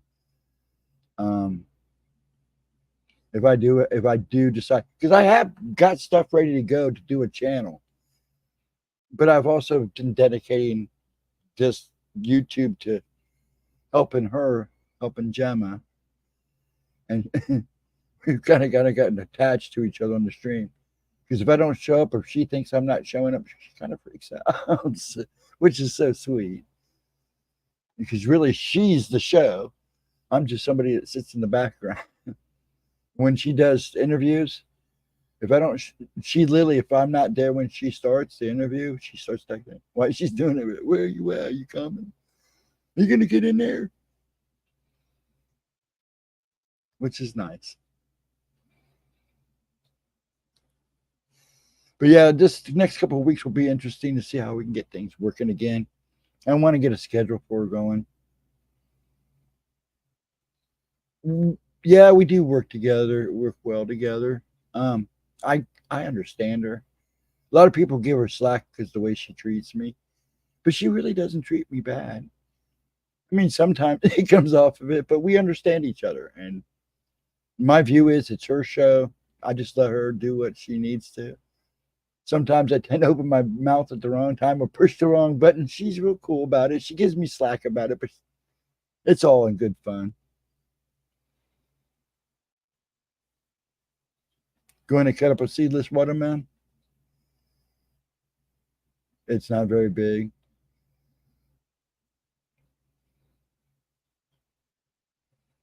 But yeah, we get along. It, she's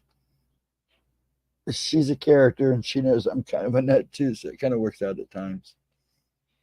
We do have a lot in common though. I mean, the thing is we're both very different on what we see in our as you would say our gifts. It's like she's more in tune to hers where I'm more of an observer and an observer watcher. I was told to try not to interact as much as possible. Sometimes I can't help myself. But yeah, we do get along, and the nice thing is we don't always see things the same, which makes it good because we kind of put each other in check sometimes. Oh, the price of everything, everything is nuts. We went to the store today to pick some stuff up, And Dad just looked. Pop looked. I call him Dad. Pop. I call him Pop, but Pop looks at me. It's like, this is insane. I go, I know. I think what we're gonna do is usually before winter, we gotta buy a new freezer because the freezer that we had was in the garage when it caught on fire, and they had to dump it. It was bad. So I think we're gonna buy a new freezer. Usually before winter, we go get a meat pack. Go get a meat package from the butcher down the road. Does this right, good price. Load up the freezer, and that usually lasts us up until about midsummer. But the fire destroyed all that stuff that we had just bought. I was so pissed.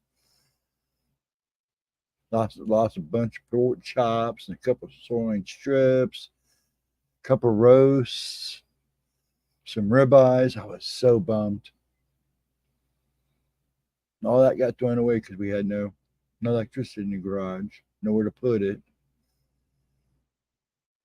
And then he got smoke damage too and all that crap. It was just horrible. I was so bummed. But you go to the store now and it's just, I mean, it's like we were talking the other day. You used to be able to go and buy $10 worth of candy and have a full bag. And now it's like $3 for chocolate bar. It's like, holy crap.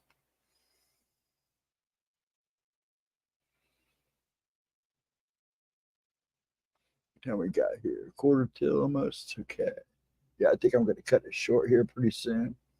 Everybody's starting to dwindle down. A lot of people come in here because I put them to sleep. That's fine too. We get the views. Make sure you leave a hit and like, folks. Oh, hello, 10. Now we're up to 10.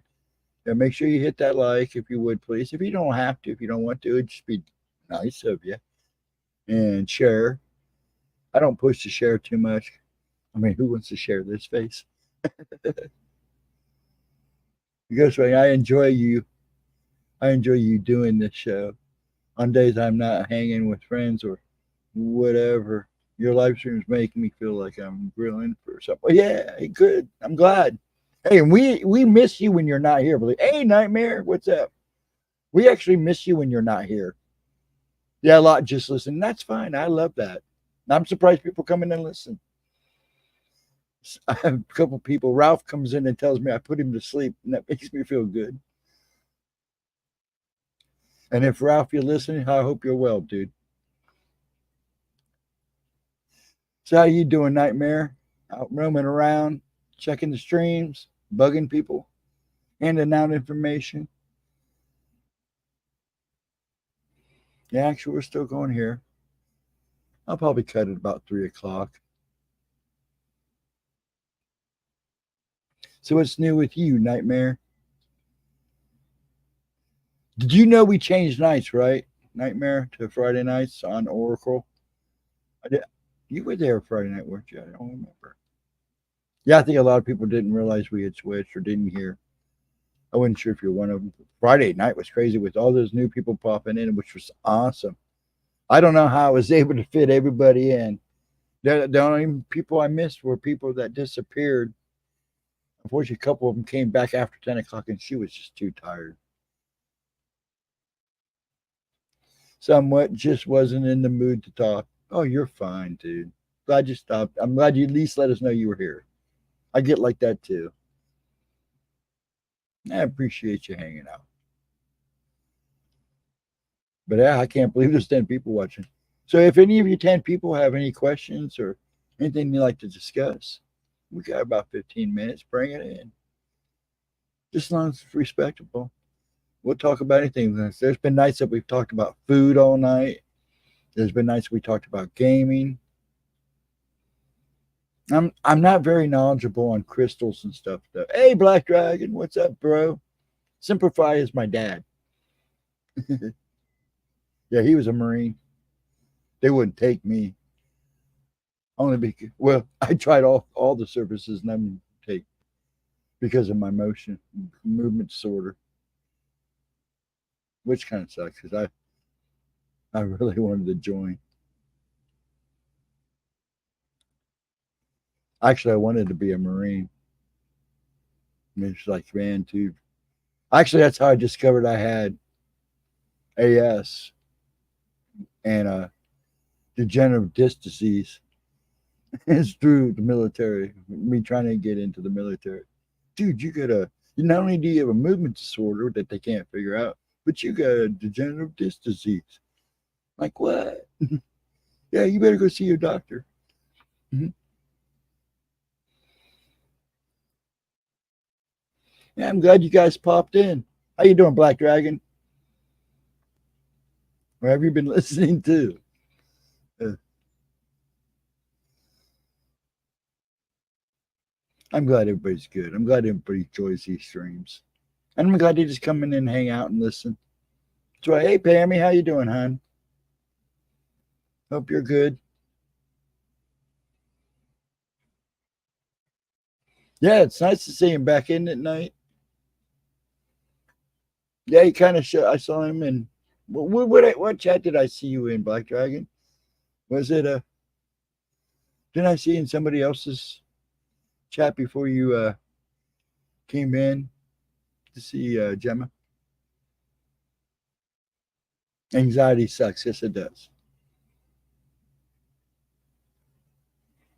What? I'm doing good. I'm doing good.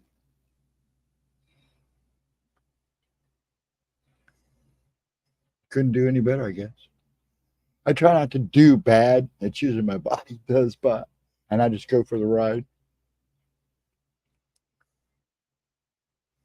I'm just great. I can't believe I still have 11 people. Usually after like the second video, it thins down to about just us, maybe a couple watchers. So, for, like I said, folks, if you're out there listening, please, if you got an encounter or something you'd like to touch upon, come in and say something. We'd love to listen. Did you get a chance to check into anything to do with the 20-year space? And I've been looking on that, and apparently it's not as uncommon as people think or as you think. So I'm going to do a little bit more digging because there's a couple other things I've been researching. I was asleep. You might have seen my ghost in chat. Hey, there you go. That's possible. That's funny. But yeah, I'm looking into it, Cindy. I talked to one person, actually the same people I talked to about Edna's situation with her daughter. I brought it up to them, and they go, actually, it's not uncommon. They didn't have much answers for me, so I'll just have to keep digging. But it is kind of weird how all that does went into place there every 20 years, 5 generations. There's got to be something to that. But then again, coincidences do happen.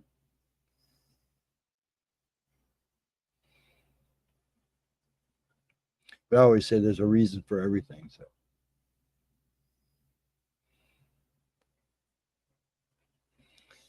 So what else is up? Anybody got anything good before we end the night? I'd love to hear anything. Sometimes I run out, but a lot of times I come into this, since I've started this stream, all these streams, these 2 streams, I just come in and pretty much wing it. Like I tried showing videos and I just kept causing problems for Cindy. Gemma. Oops. That didn't slip until now. Sorry, hon. But anyways, it caused her all kinds of problems. And I couldn't believe, and I had okays from most of the people, but YouTube still made a big deal about it. Yeah, that's what you said. You're all females except for the last one was a boy. Maybe that was the break in the 20-year. Maybe that was what was happening was they was just waiting for a boy. There's a method to my madness. The only chaos in my sanity. Yeah, I know that story to a point. One guy I used to know goes, "I'm a madman that walks in a straight line." Okay. No, she just uses Gemma because of her past. There's, you know, and her and in your addictions, you meet people that are not the greatest, and sometimes they tend to haunt you. So that's why she uses Gemma Jade, which makes sense. The only reason I gave up my name was when I originally, I've been with YouTube since its beginning, not as a channel or anything, but I've I've been watching. The only time I really wasn't really into watching YouTube is when I started a family. Um, but when I was on YouTube, when I came back, I would my real my name is Stephen Lee Davis, and that's what I was on my thing for the longest time. Then I switched it to Dragon ZW. That's why you hear her Gemma calling me Dragons in those two videos, is because that's what I was going by. I didn't put Ghost on it. Where actually Ghost Dragon is my nickname. And when I was fighting, then Dragon and me were showing up in chat. Black Dragon and me were showing up in chats together, and everybody kept saying Dragon.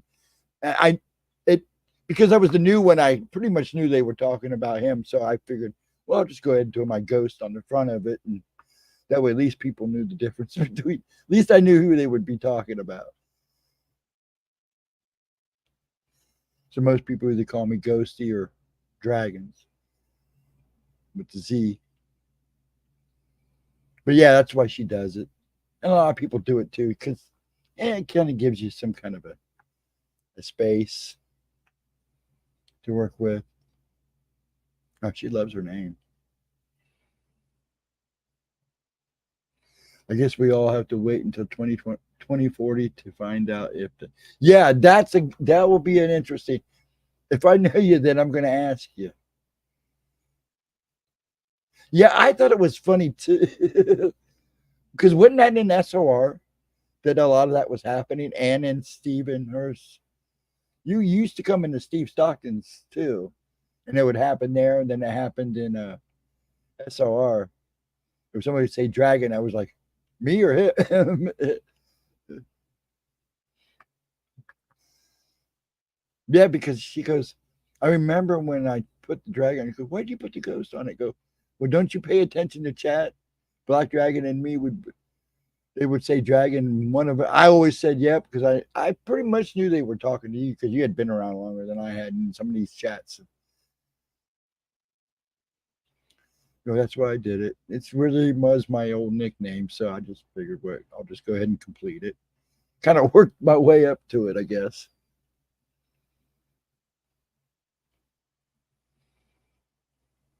I hope, yeah, I hope we're all are.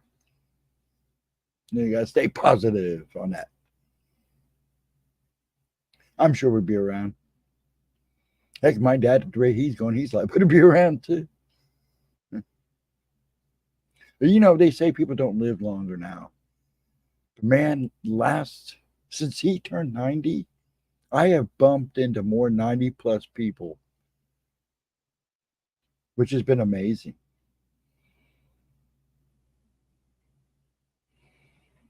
And Winnebago, there's a guy, I've been trying to talk him out of one for about 2 years now. He's got one. It's an older one. I think it's like 73, 74.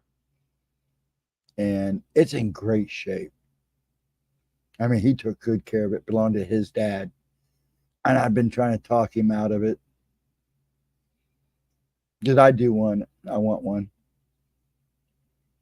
A mini Winnie? Yeah, there you go.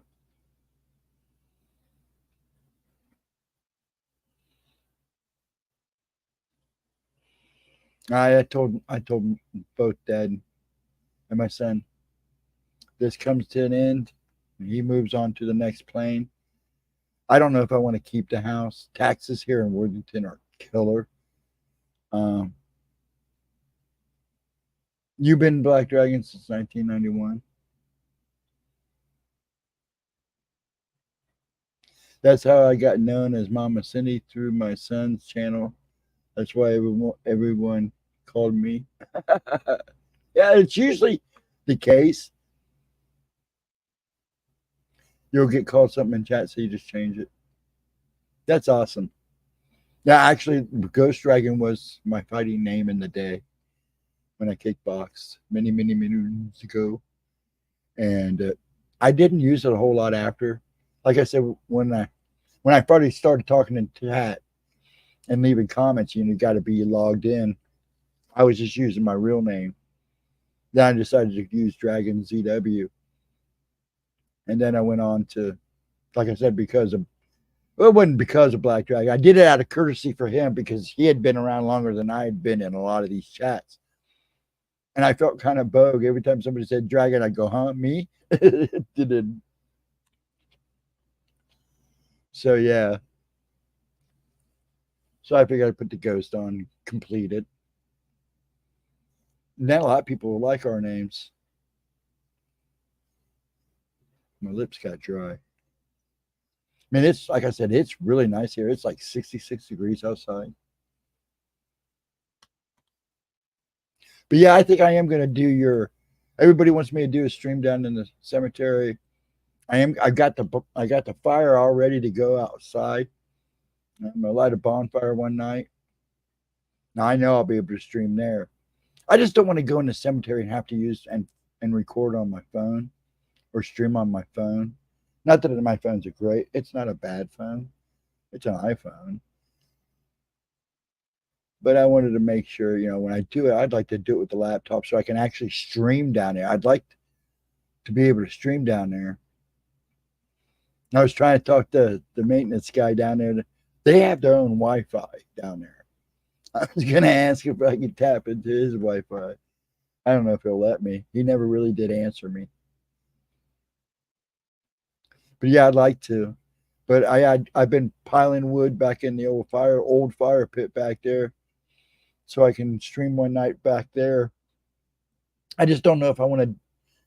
I may do a Friday night or like a Sunday afternoon or Sunday evening, but I do want to slide it in or start early on a Saturday before we do the videos.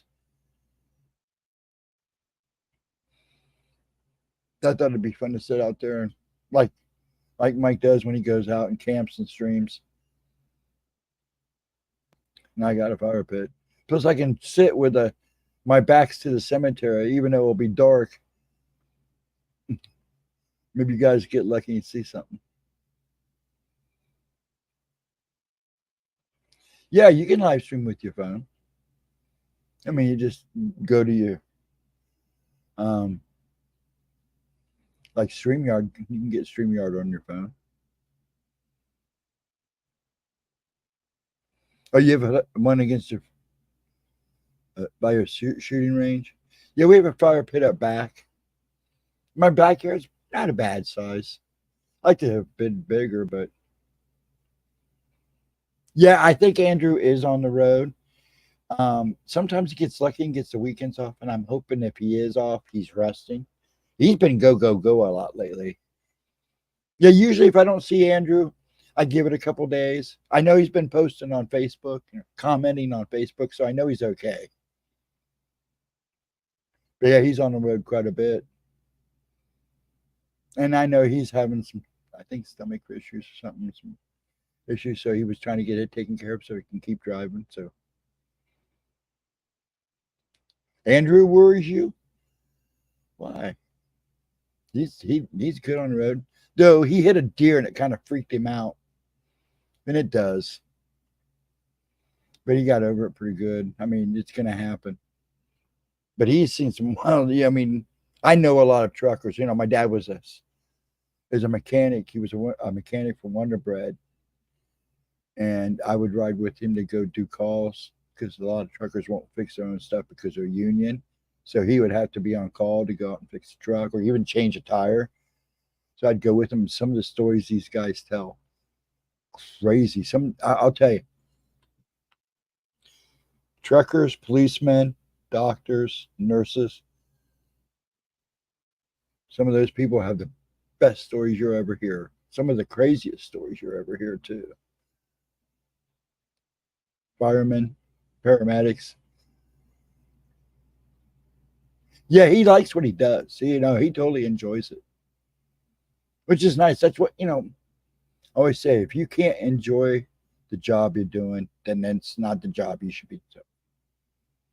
If you're miserable at work, that wasn't the job that was meant for you. Now, I always told my kids the same thing.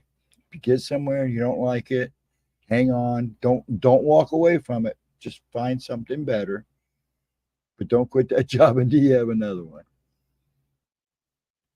But you want to be in a place that you're happy and content. I mean, not all places are great, but he works for a company, I believe, so he still has to answer to somebody. It's not like, I don't think he's independent. Yeah, you should be. If you're not happy at a place you're working at, you probably not where you should be. Yeah, I was big about that, and I've always been big about that. I preach that to my kids a lot. Yeah, commercial fishermen do have some good stories. I have a friend, excuse me. He's a surfer dude. Believe me, I here from Worthington where there's no waves. Actually, he was a skateboarder dude in the day. He was one of my punker friends, and he went out to the West Coast and started surfing tournaments, or whatever, those surfing champion stuff. And what he'd do is in the winter, he would go up north and work the boats, the crab boats and stuff. He says, "You talking about some scary nights on a boat," but he makes good money. It's insane the money he comes back with. And then he would use that money to get into the tournaments, the surfing tournaments and stuff, and help get his stuff. And then he'd go back at winter. I don't know if he still does. I haven't talked to him for a few years, so I hope he's good. I hope he didn't fall off a boat. These crab boats, man, those guys play some serious rough waters up there. Crazy stuff.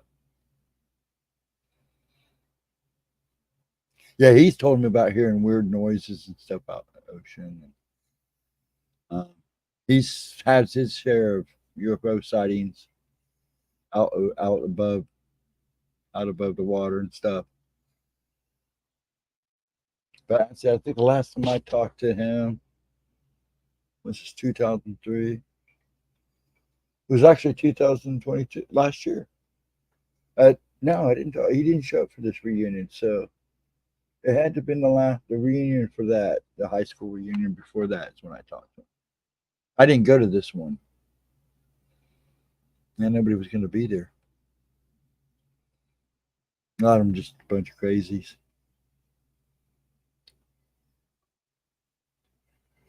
Yeah, I still have StreamYard on my phone from when I jumped on my son's live. Yeah.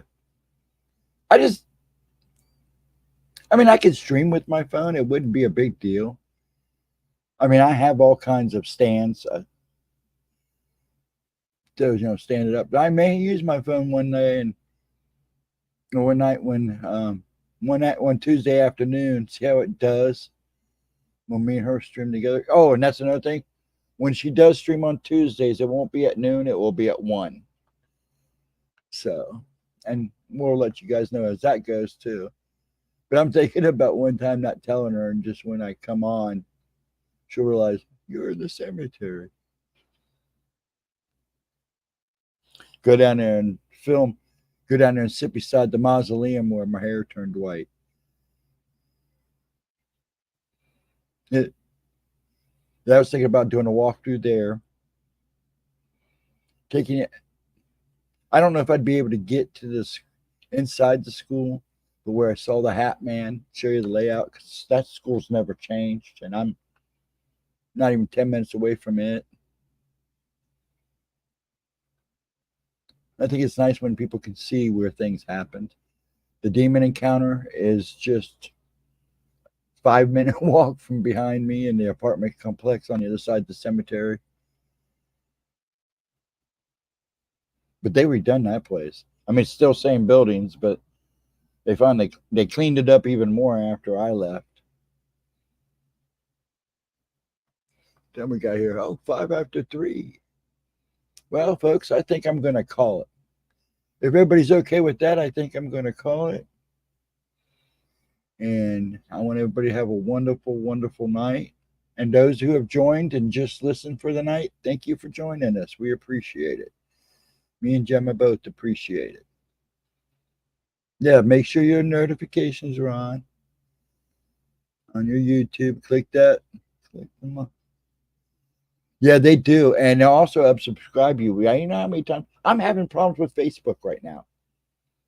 And it's almost as bad as YouTube for me right now. I know I haven't been hacked. But yeah, make sure you do all that stuff. And remember, Gemma, Monday's premiere at 11. I don't know. I can't remember what it was. So she'll probably beat me later, but that's okay.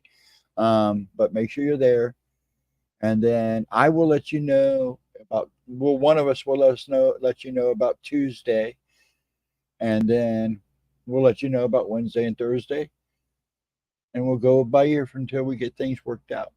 So everybody have good night all. Please pray for Miami Denver covered the spread. I used to be a Cleveland friend. I don't even want to hear about it. I used to be a Brownie. I don't want to hear about spreads. Y'all have a good night. Please have a blessed night. Go Steelers. Gemma's a Steeler fan. You guys have a wonderful, wonderful Sunday today. And we'll see you tomorrow. I meant Monday. Yeah, it's tomorrow. And we'll see you tomorrow, Monday at 11. Please show up. She'd appreciate it. All out. Have a wonderful, wonderful night. Much love and respect to you all. I'm going to go ahead and click it off since it takes forever for it to actually sign off. And folks, have a wonderful one. Please be safe out there. And